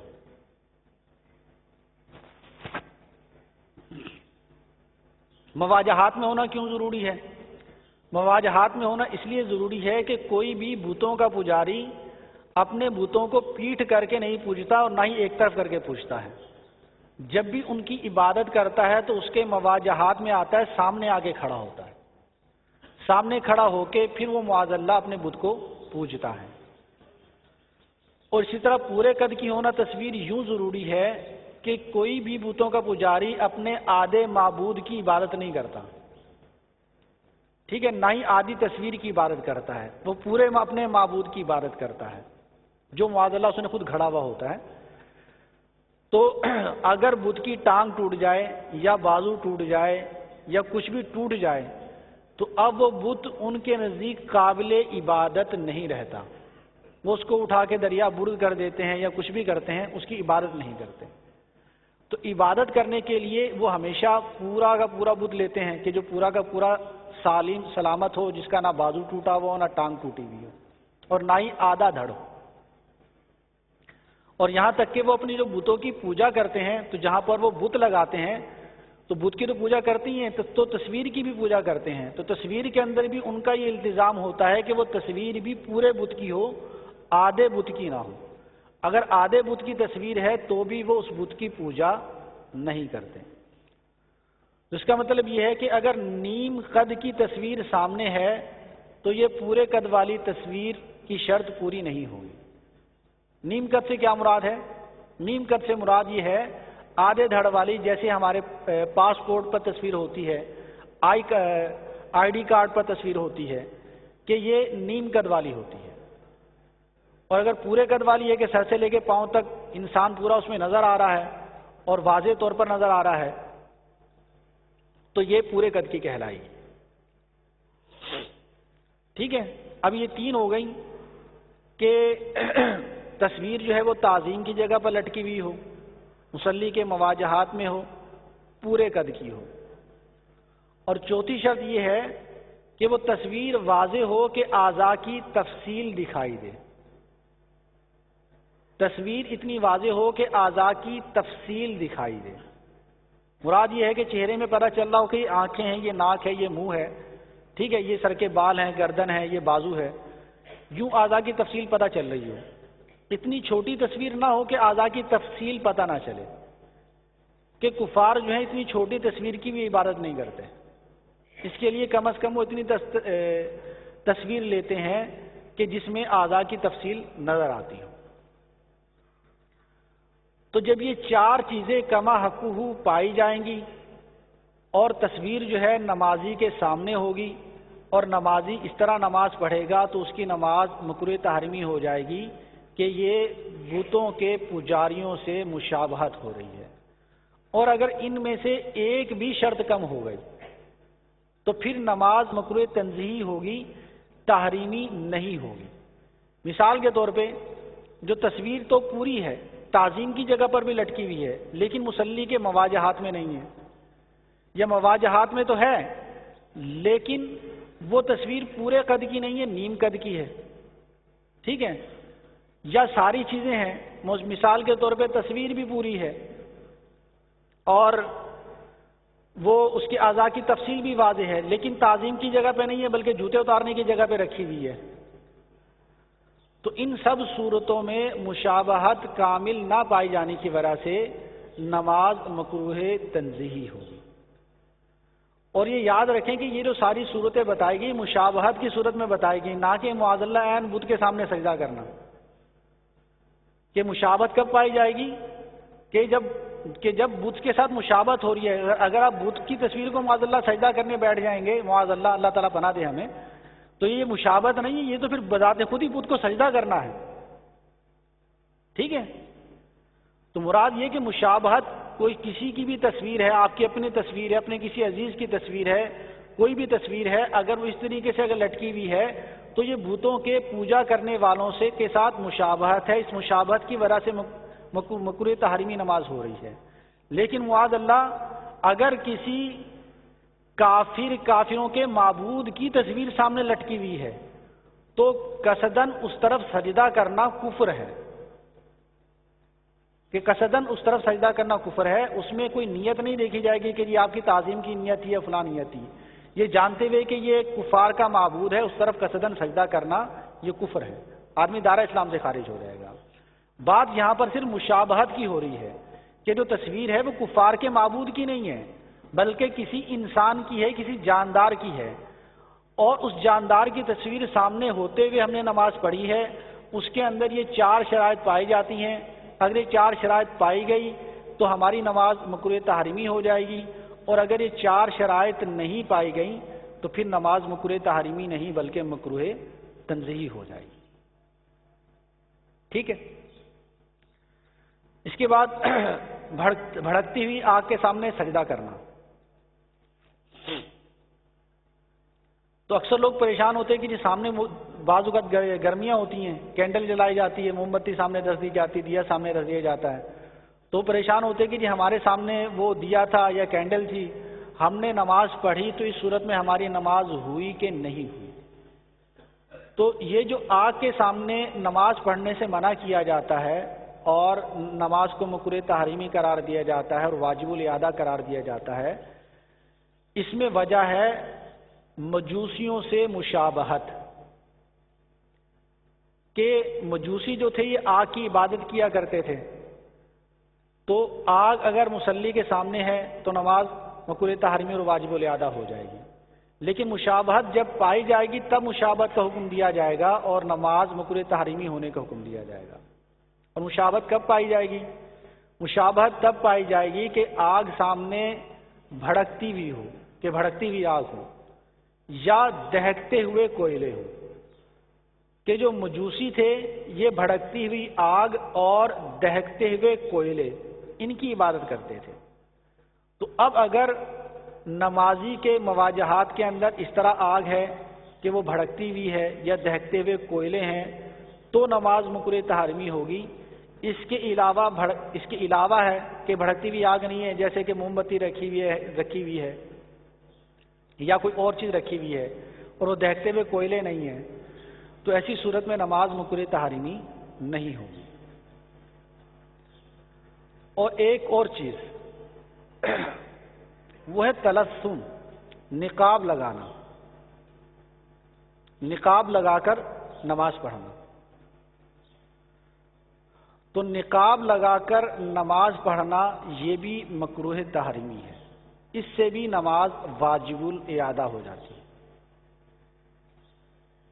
کیوں نماز مکروہ تحریمی اور واجب الاعادہ ہو جاتی ہے؟ اس کی وجہ بھی کفار سے مشابہت. کہ جو آگ کے پجاری تھے مجوسی، یہ جب آگ کی پوجا کرتے تھے تو اس کی تپش اور دھوئیں سے بچنے کے لیے اپنے چہرے پر نقاب لگاتے تھے. اس کے بعد وہ آگ کی عبادت کیا کرتے تھے. تو چونکہ وہ وقت عبادت اس طرح کیا کرتے تھے تو اس لیے وقت عبادت یعنی نماز پڑھتے ہوئے نقاب لگانا ان کفار سے مشابہت کی بنا پر مکروہ تحریمی ہوگا. اور اگر کسی نے تلثم کیا، اس کو کہا جاتا ہے تلثم، نقاب لگانا، تو عبادت کے دوران اس طرح کیا تو نماز کیا ہوگی؟ مکروہ تحریمی ہوگی.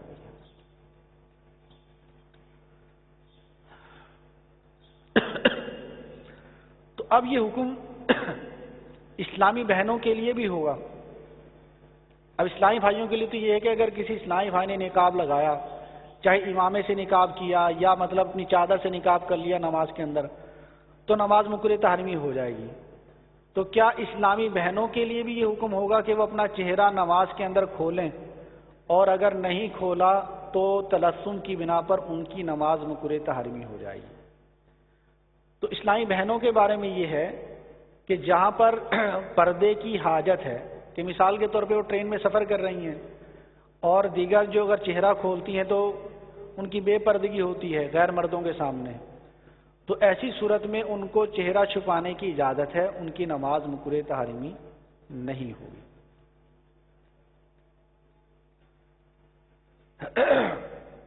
پھر اسی طرح جس طرح یہ فساق سے مشابہت، کفار سے مشابہت، فساق سے مشابہت والی ایک صورت اور آ جاتی ہے عورتوں سے مشابہت، کہ مرد ہے عورتوں سے مشابہت کرتا ہے اور عورتوں سے جو مشابہت کرتے ہیں مردوں کے اندر لامحالہ وہ فاسق ہوتے ہیں۔ اب اس کو آپ چاہے یوں قرار دے دیں کہ یہ جو نمازی ہے اس نے فساق سے مشابہت کی ہوئی ہے یا عورتوں سے مشابہت کی ہوئی ہے، باہر دو صورت اگر اس نے ایسا کام کیا ہوا ہے تو اس کی نماز مکروہ تحریمی ہو جائے گی۔ ٹھیک ہے، جس طرح مثال کے طور پہ جوڑا باندھ کر نماز پڑھنا، کہ اکثر اسلامی زلفے بھی رکھتے ہیں، جو زلفے نہیں رکھتے تو ان کو تو جوڑا باندھنے کی ضرورت نہیں پڑتی ہے، اگر جن کی زلفیں ہوتی ہیں تو گرمیوں میں ان کو دشواری ہو جاتی ہے کہ گردن میں تکلیف شروع ہو جاتی ہے یا گردن پہ گرمی زیادہ ہونا شروع ہو جاتی ہے، تو جو سمجھدار لوگ ہیں وہ تو جوڑا نہیں باندھتے ہیں، لیکن جو فیشنیبل لوگ ہیں تو وہ پیچھے سے جوڑا باندھ لیتے ہیں۔ تو اگر کسی نے جوڑا باندھ کر نماز پڑھی تو یہ نماز بھی مکروہ تحریمی ہوگی اور واجب الاعادہ ہوگی۔ تو اس کے نماز کے مکروہ تحریمی اور واجب الاعادہ ہونے کی متعدد وجوہات، ایک تو یہ کہ فساق سے مشابہت، دوسری یہ کہ عورتوں سے مشابہت، تیسری یہ کہ سرکار علیہ الصلوۃ والسلام نے بھی اس سے منع فرمایا ہے، کہ حضرت جابر بن عبداللہ رضی اللہ تعالیٰ عنہ سے مروی روایت ہے کہ آپ رضی اللہ تعالیٰ عنہ کی جگہ سے گزرے تو آپ نے امام حسن رضی اللہ تعالیٰ عنہ کو نماز پڑھتے ہوئے دیکھا، کہ امام حسن رضی اللہ تعالیٰ عنہ اس حالت میں نماز پڑھ رہے تھے کہ آپ نے اپنے بالوں پر جوڑا باندھا ہوا تھا۔ تو حضرت جابر بن عبداللہ رضی اللہ تعالیٰ عنہ وہاں پر رک گئے۔ جب حضرت حسن رضی اللہ تعالیٰ عنہ نماز سے فارغ ہوئے تو حضرت جابر بن عبداللہ رضی اللہ تعالیٰ عنہ نے ارشاد فرمایا کہ اے بھتیجے، اللہ کے رسول صلی اللہ تعالیٰ علیہ وآلہ وسلم نے نماز میں جوڑا باندھنے سے منع فرمایا۔ تو اسی طرح جوڑا باندھنے سے بھی نماز مکروہ تحریمی ہوگی، اور یہ حکم مرد کے لیے ہے، عورت کے لیے نہیں ہے۔ صلو علی الحبیب صلی اللہ تعالی علی محمد۔ اگر کوئی اسلام بھائی سوال کرنا چاہتا ہو اس سلسلے میں۔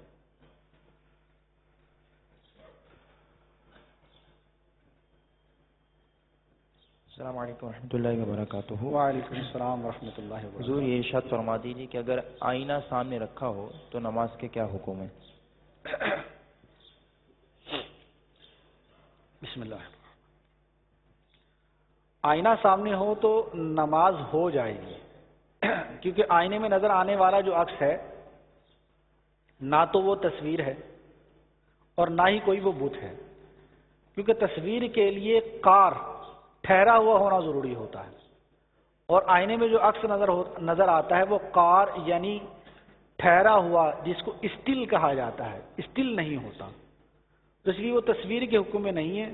تو تصویر کے حکم میں نہ ہونے کی وجہ سے چاہے وہ سامنے ہو، چاہے وہ پورا آدمی نظر آئے یا کچھ بھی نظر آئے، نماز بہرحال ہو جائے گی، لیکن نماز مکروہ تنزیہی ہوگی، خلاف سنت ہوگی، اور خلاف سنت ہونے کی وجہ اس کا تصویر ہونا نہیں ہے بلکہ خشوع و خضوع سے مخل ہونا ہے، کہ جب ہمارے سامنے آئینہ ہوگا، آئینے میں ہمیں اپنا عکس نظر آئے گا تو ہماری توجہ بار بار اس طرف جائے گی، اور وہ بار بار توجہ کو اس طرف جانا یہ خشوع و خضوع سے مانے ہوگا۔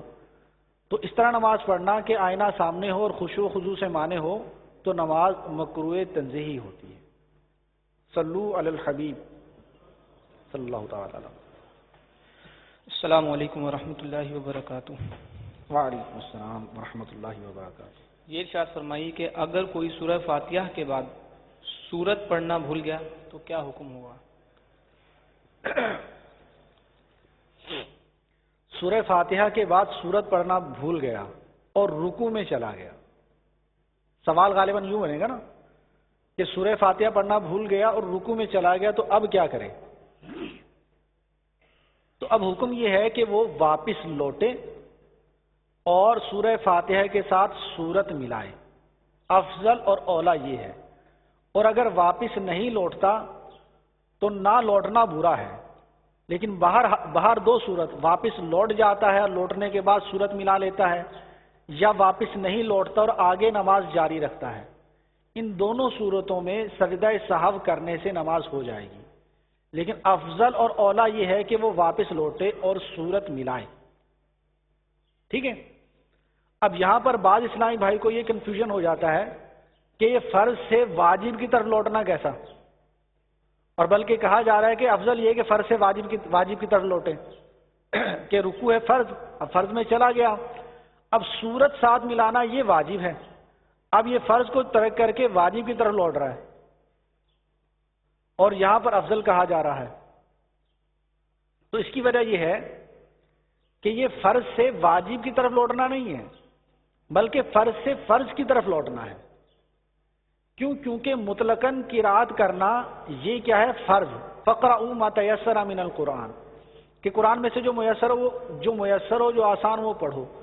تو اب اگر کوئی بندہ ایک رکعت کے اندر پورا قرآن پڑھ دیتا ہے تو ایسے نہیں ہے کہ ایک آیت پڑھنے سے فرض ادا ہو گیا بقیہ سب زائد ہیں، وہ پورا کا پورا قرآن پڑھنا ہی ایک فرض ہے۔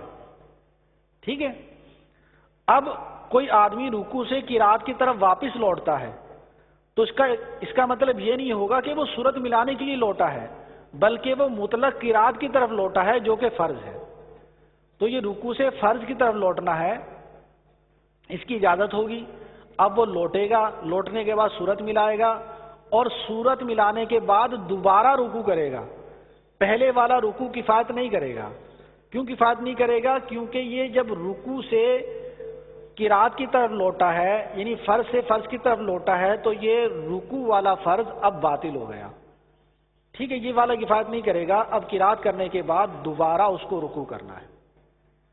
باخلاف دعائے قنوت کے، دعائے قنوت میں جا کے مسئلہ تبدیل ہو جاتا ہے۔ اکثر لوگوں سے ڈیفرنس کرنا دشوار ہو جاتا ہے کہ دعائے قنوت واجب، دعائے قنوت پڑھے بغیر اگر کوئی آدمی رکوع میں چلا گیا تو وہاں پر کہا جاتا ہے کہ اب نہیں لوٹے گا تو برا کیا۔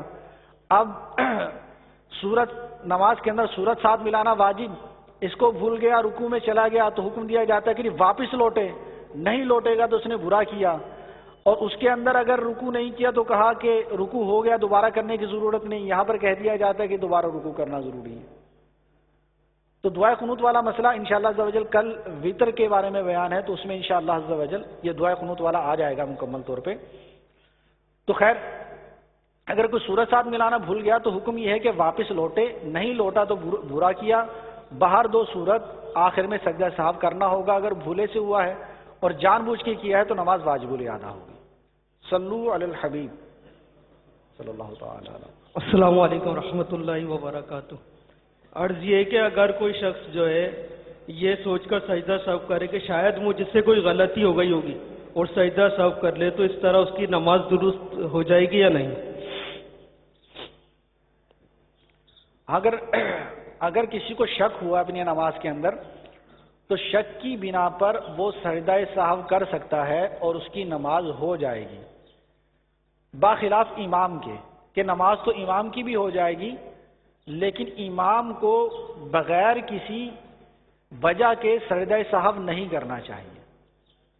کہ اگر اکیلا آدمی ہے، اس کو شک گزرا کہ مجھ سے کوئی واجب ترک ہو گیا ہے یا شبہ ہوا ہے، وہ سجدہ سہو کر لیتا ہے تو بھی اس کی نماز ہو جائے گی، اگرچہ کوئی واجب اس کا ترک نہیں ہوا تھا۔ اسی طرح امام ہے تو اس کی نماز بھی ہو جائے گی، لیکن معاملہ آئے گا مسبوقین کا، کہ اگر امام سے کوئی ترک واجب نہیں ہوا تھا اور اس نے احتیاطاً سجدہ سہو کیا تھا اور مسبوقین نے بھی امام کے ساتھ وہ سجدہ سہو کر لیا، تو اب ان مسبوقین کی نماز نہیں ہوگی۔ کیونکہ مسبوق نے اپنی نماز کے اندر ایک ایسا فعل کر لیا جو کہ نماز میں سے نہیں تھا۔ تو اس لیے امام کے بارے میں حکم یہ ہے کہ وہ احتیاطاً، جس کو کہتے ہیں نا احتیاطاً سجدہ سہو کرنا، تو امام احتیاطاً سجدہ سہو نہ کرے، جب یقینی طور پر پتا ہو کہ مجھ سے واجب ترک ہو گیا ہے اور سجدہ صاحب لازم ہے تو وہ سجدہ صاحب کرے، احتیاطاً نہ کرے۔ منفرد جو ہے اس نے بھی اگر احتیاطاً کر لیا ہے تو منفرد پر احتیاطاً کرنے میں کوئی حرج نہیں ہے۔ صلو علی الحبیب صلی اللہ تعالی علی محمد۔ حضور یہ ارشاد فرمائیے کہ داڑھی منڈا اگر نماز پڑھتا ہے تو اس صورت میں بھی کیا نماز مکروہ تحریمی ہو جائے گی؟ کیونکہ داڑھی منڈوانا یہ بھی کفار کا طریقہ ہے۔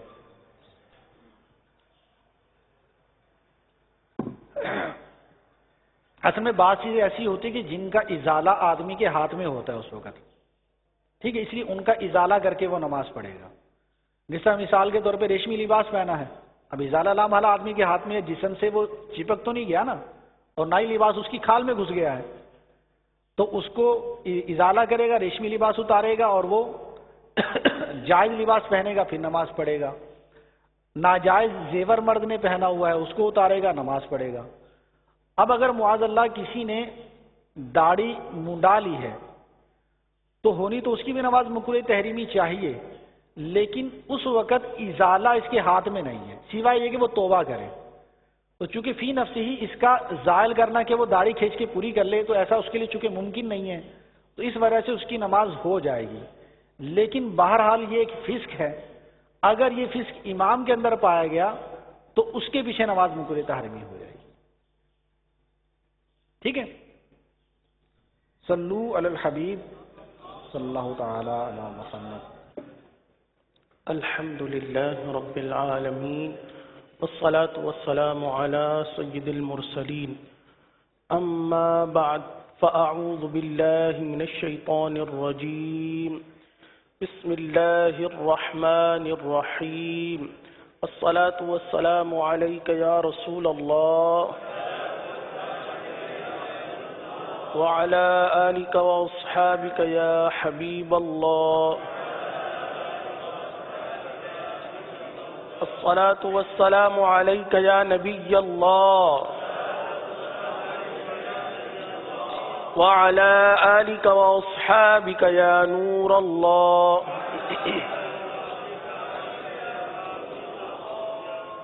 نويت سنة الاعتكاف الحمدللہ عز وجل ایک بار پھر فرض علوم کے اس سلسلے میں مدنی قاعدہ پڑھنے کے لیے حاضر ہیں، اور آج سبق نمبر 13 انشاءاللہ عز وجل یہ ہمارا سبق ہوگا۔ اس سبق کے قواعد اور مزید اس کی ادائیگی اجرا وہ انشاءاللہ عز وجل ہم سیکھیں اور سمجھیں گے۔ اس سے قبل دینی کتاب یا اسلامی سبق پڑھنے سے قبل پڑھی جانے والی دعا پڑھ لیجئے، صلو علی الحبیب صلی اللہ تعالی علی محمد صلی اللہ تعالی علیہ وسلم۔ اللہم افتح علینا حکمتک وانشر علینا رحمتک یا ذا الجلال والاکرام۔ صلوا علی الحبیب صلی اللہ تعالی علی محمد صلی اللہ تعالی علیہ وسلم۔ پیارے پیارے اسلامی بھائیوں اور مدنی چینل کے ناظرین، سبق نمبر 12 تک ہم مکمل پڑھ چکے، آج سبق نمبر 13 ہے۔ سبق نمبر 13 یہ تشدید پر مبنی اس کے قواعد ہیں، اور اسی ہی کی صورت میں یہاں پر کلمات موجود ہیں۔ تشدید کو ہمیں سمجھنا ہے کہ تشدید ہے کیا۔ یہ تو ہمیں معلوم ہے کہ قرآن مجید میں جب 3 دندانوں والی شکل نظر آتی ہے تو ہم سمجھ جاتے ہیں کہ یہ تشدید ہے۔ تو اب تشدید جس حرف پر آ جائے اس کے ساتھ اس کی ادائیگی کس طریقے سے ہونی چاہیے اس کے بارے میں ہم سنتے ہیں۔ یہ 3 دندانوں والی شکل جس حرف پر آ جائے اس کو مشدد کہتے ہیں۔ یہ تشدید جس حرف پر آ جائے اس حرف کو مشدد کہتے ہیں۔ کیا کہتے ہیں؟ اچھا، یہ مشدد حرف 2 مرتبہ پڑھا جاتا ہے۔ یہ مشدد حرف 2 مرتبہ پڑھا جاتا ہے، ساکن حرف تو 1 مرتبہ پڑھا جاتا تھا جیسے حمزہ تا زبر ات، لیکن یہ مشدد حرف 2 مرتبہ پڑھا جاتا ہے، حمزہ تا زبر ات اور تا زبر تا، ات تا، صحیح ہے، یہ 2 مرتبہ پڑھا گیا۔ اسی طرح اگر نون اور میم پر یہ تشدید آ جائے، حرف نون یا میم پر یہ شکل، یہ تشدید آ جائے تو اسے نون مشدد اور میم مشدد کہتے ہیں، اور نون مشدد اور میم مشدد میں ہمیشہ غنہ ہوتا ہے، اور غنہ کی مقدار 1 الف کے برابر ہے۔ اسی طرح جب یہ تشدید حروف قلقلہ پر آ جائے، جب حروف قلقلہ پر یہ تشدید آ جائے، یعنی حروف قلقلہ جب مشدد ہوں تو اب انہیں جماؤں کے ساتھ ادا کرتے ہوئے قلقلہ بھی کریں گے۔ ویسے تو حروف قلقلہ ساکن ہوتے ہیں تو ان میں صرف قلقلہ ہوتا ہے، جیسے ہم نے کیا تھا تختی نمبر 11 میں، اس کو سیکھا بھی تھا، سمجھا بھی تھا، ادائیگی بھی کی تھی، جیسے اب، اق، اد، اق، یہ سب حروف قلقلہ ہیں جو کہ ساکن تھے اور ان کی ہم نے وہاں پر ادائیگی کی تھی۔ لیکن یہاں پر اس کی ادائیگی اس طرح ہوگی جب ان پر تشدید آ جائے حروف قلقلہ پر، جب حروف قلقلہ مشدد ہوں تو اب انہیں جماؤں کے ساتھ ادا کرتے ہوئے قلقلہ بھی ادا کریں گے۔ کس طرح ہوگا وہ انشاءاللہ ہم ابھی سیکھیں گے۔ آئیے اب ہم اپنے سبق کی طرف بڑھتے ہیں۔ پڑھیے اعوذ باللہ من الشیطان الرجیم۔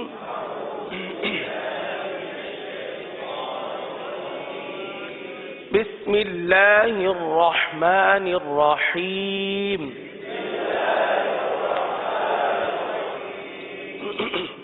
حمزہ تا زبر ات، تا زبر تا، ات، حمزہ تا زیر ات، تا زبر تا، ات، حمزہ تا پیش ات، تا زبر تا، ات، ات، ات، ات۔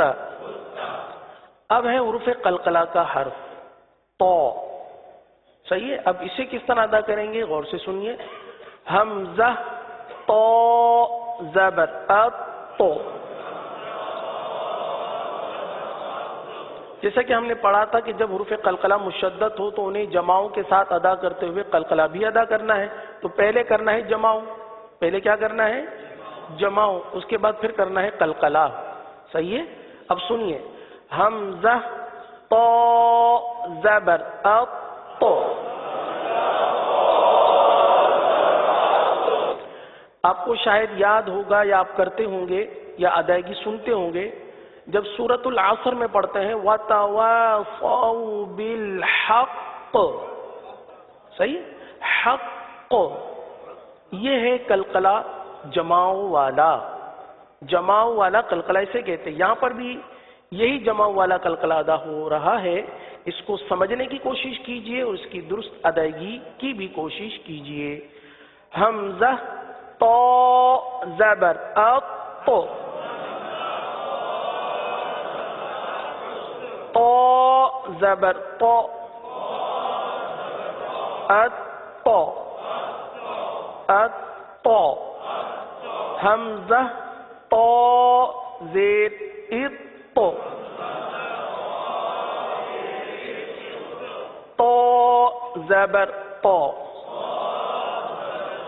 ات تو، حمزہ تو پیش ات تو، تو زبر تو، ات تو، ات تو، ات تو، ات تو۔ اب یہاں دیکھیے ہم نے حرف تا بھی پڑھا اور تو بھی پڑھا، ان دونوں میں فرق کیا ہے؟ تا میں جماؤں نہیں کرتے، تو میں جماؤ کرتے ہیں، تا میں کلکلا نہیں کرتے، تو میں کلکلا کرتے ہیں۔ اب ان دونوں کو پہلے زبر والے پڑھ لیتے ہیں، پھر زیر والے پڑھ لیتے ہیں، پھر پیش والے پڑھ لیتے ہیں، تاکہ دونوں کا موازنہ ہو جائے۔ صحیح ہے؟ پہلے تا پڑھیں گے، اسی کے ساتھ تو پڑھیں گے۔ ات اتو ات اتو ات اتو۔ تو یہ فرق ہے، تا میں جماؤ نہیں ہے، تو میں جماؤ ہے کیونکہ حرف قلقلہ والا ہے۔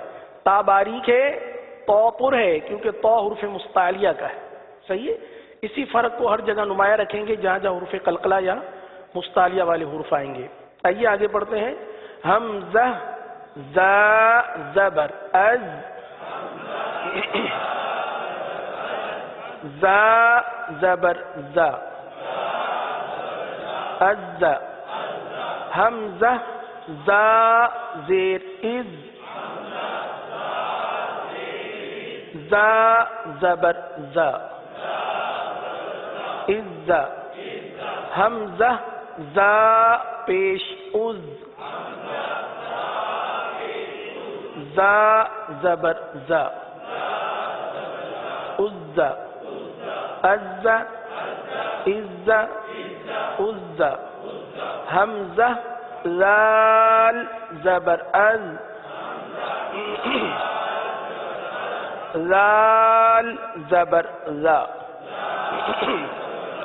از از حمزہ لال زیر از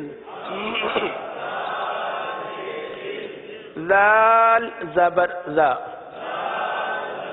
از حمزہ لال پیش از لال زبر لا از از از از۔ یہاں میرے پیارے اسلامی بھائیوں دیکھیے فرق کرنا بہت ضروری ہے۔ زا اور زال میں ان دونوں کو بھی اسی طرح پڑھ لیتے ہیں ایک ساتھ ملا کر تاکہ دونوں کا فرق نمایاں ہو جائے۔ غور سے سنیے اور ادائیگی کیجیے۔ از از از از از از زا اور زا میں یہ فرق ہے۔ آگے حمزہ وا زبر او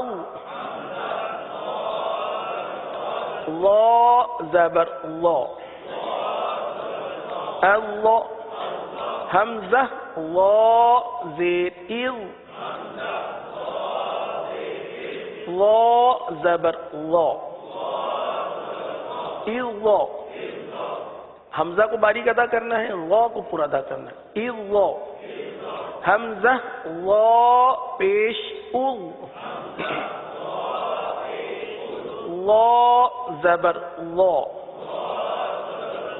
اللہ اللہ اللہ اللہ۔ دوبارہ دیکھ لیجئے، اللہ اللہ اللہ۔ اچھا آپ زال اور وا میں فرق دیکھیے، زال اور وا میں فرق کس طرح ہو رہا ہے سنیے۔ اللہ اللہ اذ اللہ اللہ اللہ۔ دونوں کا مخرج ایک ہی ہے لیکن دونوں کی ادائیگی میں فرق ہے۔ زال باریک ہے، وا پر ہے۔ صحیح ہے؟ آگے سا والا حمزہ سا زبر اس سا زبر سا سا سا وہ حرف ہے جو بغیر سیٹی کے ادا ہوتا ہے۔ صحیح ہے؟ سا بغیر سیٹی کے ادا ہوتا ہے۔ اس حمزہ سا زیر اس سا زبر سا اس حمزہ سا پیش اس سا زبر سا اس اس اس اس۔ زبان کا سرا صحیح اوپر لگانا ہے۔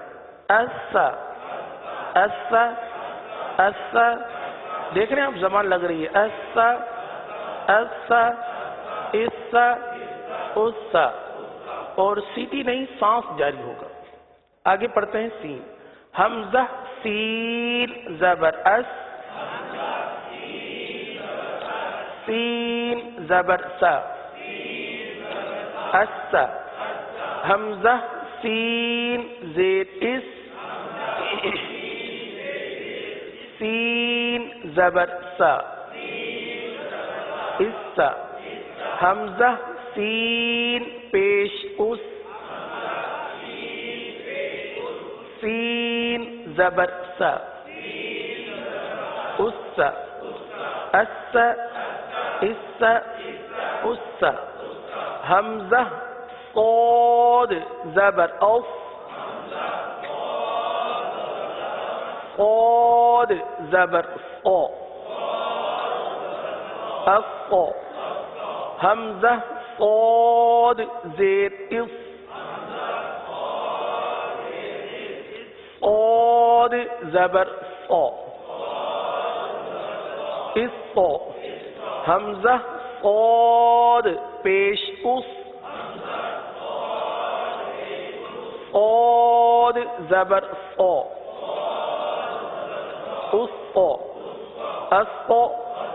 اس، اس، اب یہاں بھی فرق سمجھ لیجئے، سین اور صاد دو حرف ہیں، دونوں کا مخرج ایک ہی ہے، لیکن سین باریک اور صاد پر ہے۔ اس کو بھی ملا کر پڑھ لیتے ہیں، اس، اس، اس، اس، اس، اس، صحیح، اس، اس، اس، اس، اس، یہ فرق ہے۔ حمزہ دال زبر اد، اب دیکھیے دال ہے، دال حروف قلقلہ میں سے ہے، دال کو جماؤں کے ساتھ ادا کرتے ہوئے یہاں پر قلقلہ بھی ادا کرنا ہے۔ حمزہ دال زبر اد، دال زبر دا، اد، حمزہ دال زیر اد، اد، اد، اد، دال زبر دا،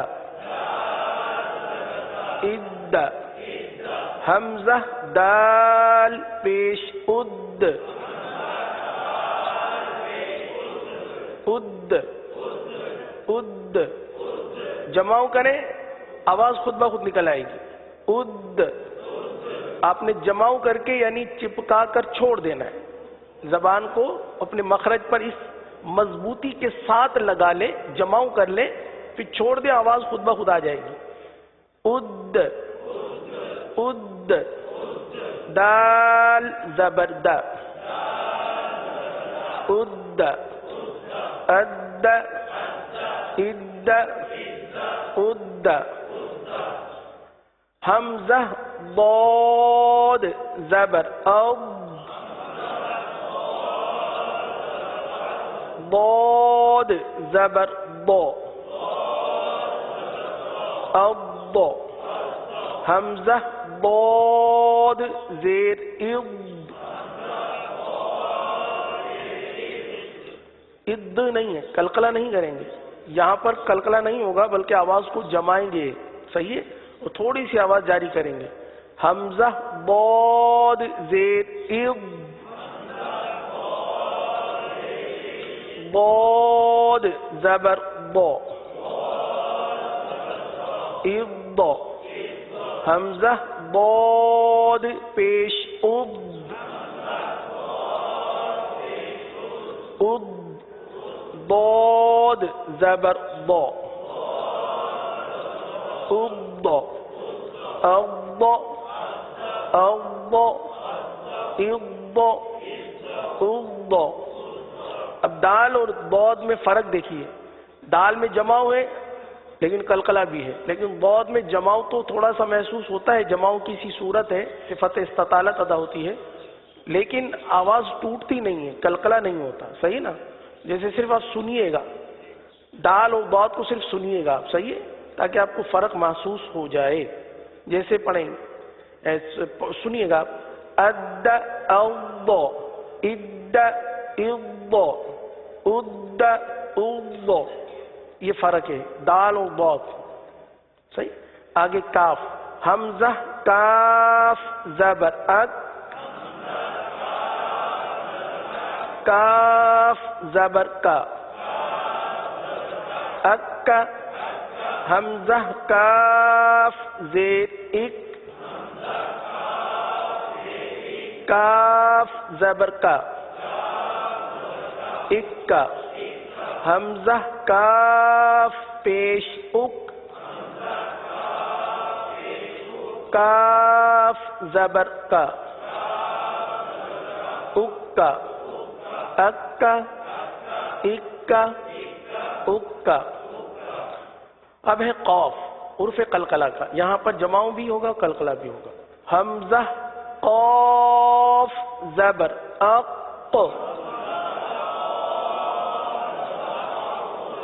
اق، جیسے سورۃ العصر میں پڑھتے ہیں وَتَوَاصَوْا بِالْحَقِّ. جی، جو وہاں قلقلہ ہوتا ہے وف کی صورت میں، تو یہاں بھی وہ قلقلہ ہم سیکھ رہے ہیں. صحیح. حمزہ قاف زبر اق، قاف زبر قا، اق، حمزہ قاف زید اق، قاف زبر قا، اق، حمزہ قاف پیش اق، قاف زبر قا، اق، اق، اق، اق، یہ جماؤں کی وجہ سے. صحیح ہے. اب ان دونوں کو دیکھیے، کاف اور قاف کو صرف سنیے گا، اکا اق، اکا اق، اکا اق، تو یہ کاف اور قاف میں فرق. آگے ایک لائن اور پڑھ لیجئے، حمزہ ہا زبر اہ، ہا زبر ہا، اہا، اہا، حمزہ ہا زیر اہ، ہا زبر ہا، اہا. اب دیکھیے اہ کی آواز نہ ہے نا، سینہ جس میں انوالوڈ ہو جائے، سینے سے آواز آئے، سینہ نہیں بلکہ گلے کے انتہائی حصہ جو ہے، آخری حصہ، یہاں سے یہ حرف ادا ہوتا ہے. اہا، اہا، حمزہ ہا پیش اوہ، ہا زبر ہا، اوہا، اہا، اہا، اوہا. حمزہ ہا زبر اح، اح، اح، پہلے حمزہ کی آواز پھر ہا کی آواز، اح، ہا زبر ہا، اح، حمزہ ہا زیر اح، اح، زیر کی آواز، اح، ہا زبر ہا، اح، حمزہ ہا پیش اوح، اوح، ہا زبر ہا، اوح، اح، اح، اوح، اح، اح، اوح. اب جو ہا اور ہا میں فرق نہیں کرتے وہ سنیں کہ ہا اور ہا میں کتنا فرق ہے، صرف سنیے گا، سنیں، اہا احا، اہا احا، اہا احا، کتنا فرق ہے؟ تو ہا اور ہا میں بہت فرق ہے، اس فرق کو ظاہر کیجئے، اس کی ادائیگی کیجئے۔ اللہ عز و جل ہمیں درست طریقے سے مدنی قاعدہ پڑھنے کی توفیق عطا فرمائے۔ ہمارا قرآن کریم پڑھنے کا سلسلہ، قرآن کریم کی آخری 10 سورتیں پڑھنے کا جو سلسلہ ہے وہ انشاءاللہ اس کو آگے بڑھاتے ہیں۔ سورۃ الفیل کی ہم نے مشق کی تھی، اس کی ادائیگی کرنے کی کوشش کی تھی۔ آج سورۃ القریش کی انشاءاللہ عز و جل ہم ادائیگی سیکھیں اور سمجھیں گے۔ اعوذ باللہ من الشیطان الرجیم،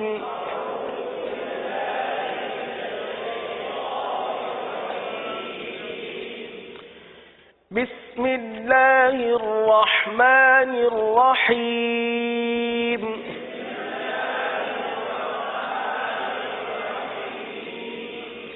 لإیلاف،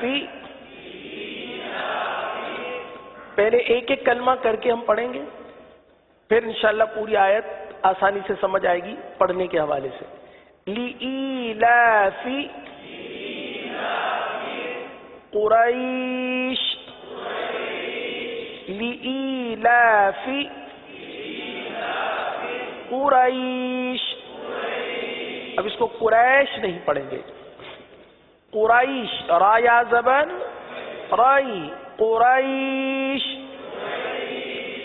لإیلاف قریش۔ دیکھیں اس میں پڑھنے میں بہت غلطیاں کرتے ہیں، لیلافی پڑھتے ہیں بعض چھوٹے مدنی منوں کو، جن کو درست نہیں پڑھایا جاتا عموماً، وہ جب تلاوت کرتے ہیں کہیں تو لیلافی پڑھتے ہوئے سنے گئے ہیں، اور ہمارے اسلامی بھائی بھی بعض اوقات لیلافی پڑھنے میں مبتلا ہوتے ہیں، تو یاد رکھیے لیلافی نہیں ہے، لإیلافی۔ اب پوری آیت پڑھیں گے، لإیلاف قریش، لإیلاف قریش۔ اگلی آیت پہلا کلمہ، ایلافہم رحلتش،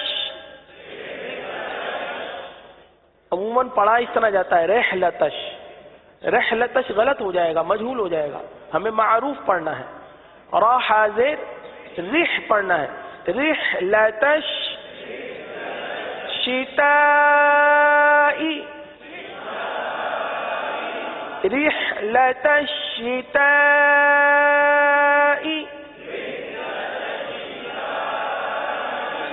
والصیف۔ وقف میں چونکہ مد عارض یا مد لین عارض ہوتا ہے تو تھوڑا کھینچتے ہیں، والصیف، والسیف نہیں ہے، صاد یا زبر صی، والصیف۔ اب پوری آیت کریمہ کو پڑھ لیتے ہیں، آیت نمبر 2 کو، ایلافہم رحلت الشتاء والصیف،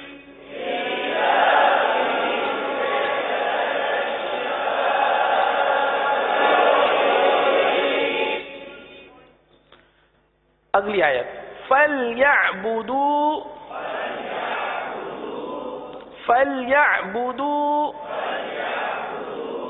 رب، اب با پر جماؤ کریں گے، صحیح، رب هذا البيت، هذا البيت، با یا زبر بائی پڑھیں گے، صحیح، بیت۔ اب پوری آیت کریمہ آیت نمبر 3 کو پڑھتے ہیں، فَلْيَعْبُدُوا رَبَّ هَذَا الْبَيْتِ۔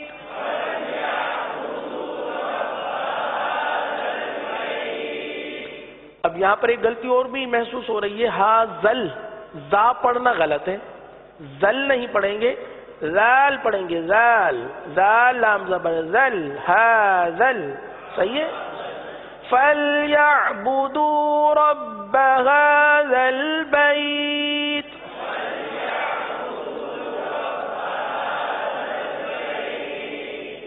آیت نمبر 4. الَّذِي اطعمهم، گنہ کریں گے، اطعمهم، آتو کی تو پہ کلکلا کریں گے، اطعمهم من جوع. اگر ملا کے پڑھیں گے تو من جوع پڑھیں گے، اور اگر وف کریں گے تو من جوع. صحیح ہے، اس کو وف کے ساتھ پڑھ لیتے ہیں، من جوع. اب پوری آیت کا ایک حصہ جو ہے جوع تک مکمل پڑھتے ہیں. الذی اطعمهم من جوع.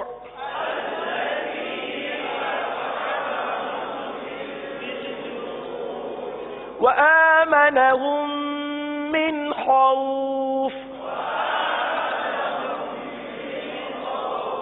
اب ایک مرتبہ اس کو دوبارہ پڑھ لیتے ہیں. بسم اللہ الرحمن الرحیم.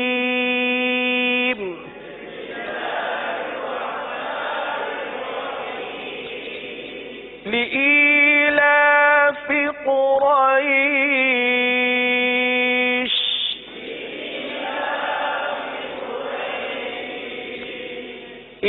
إيلافهم رحلة الشتاء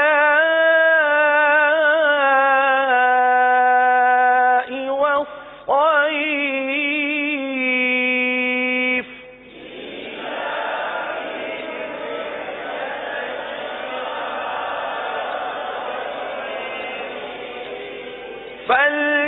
فليعبدوا رب هذا البيت.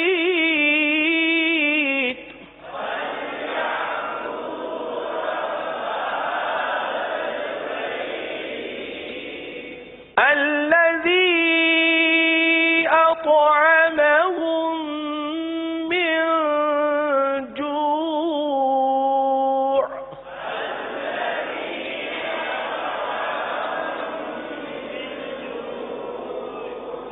وآمنهم من خوف.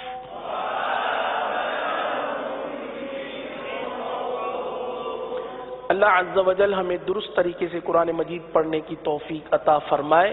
مجلس کے اختتام کی دعا پڑھ لیجیے. الصلاۃ والسلام علیک یا رسول اللہ وعلی آلک واصحابک یا حبیب اللہ. سبحانک اللہم وبحمدک اشہد ان لا الہ الا انت استغفرک واتوب الیک. سبحانک اللہم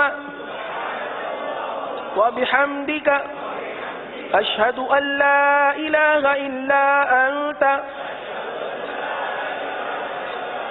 استغفرک واتوب الیک. سبحانک اللہم وبحمدک اشہد ان لا الہ الا انت استغفرک واتوب الیک.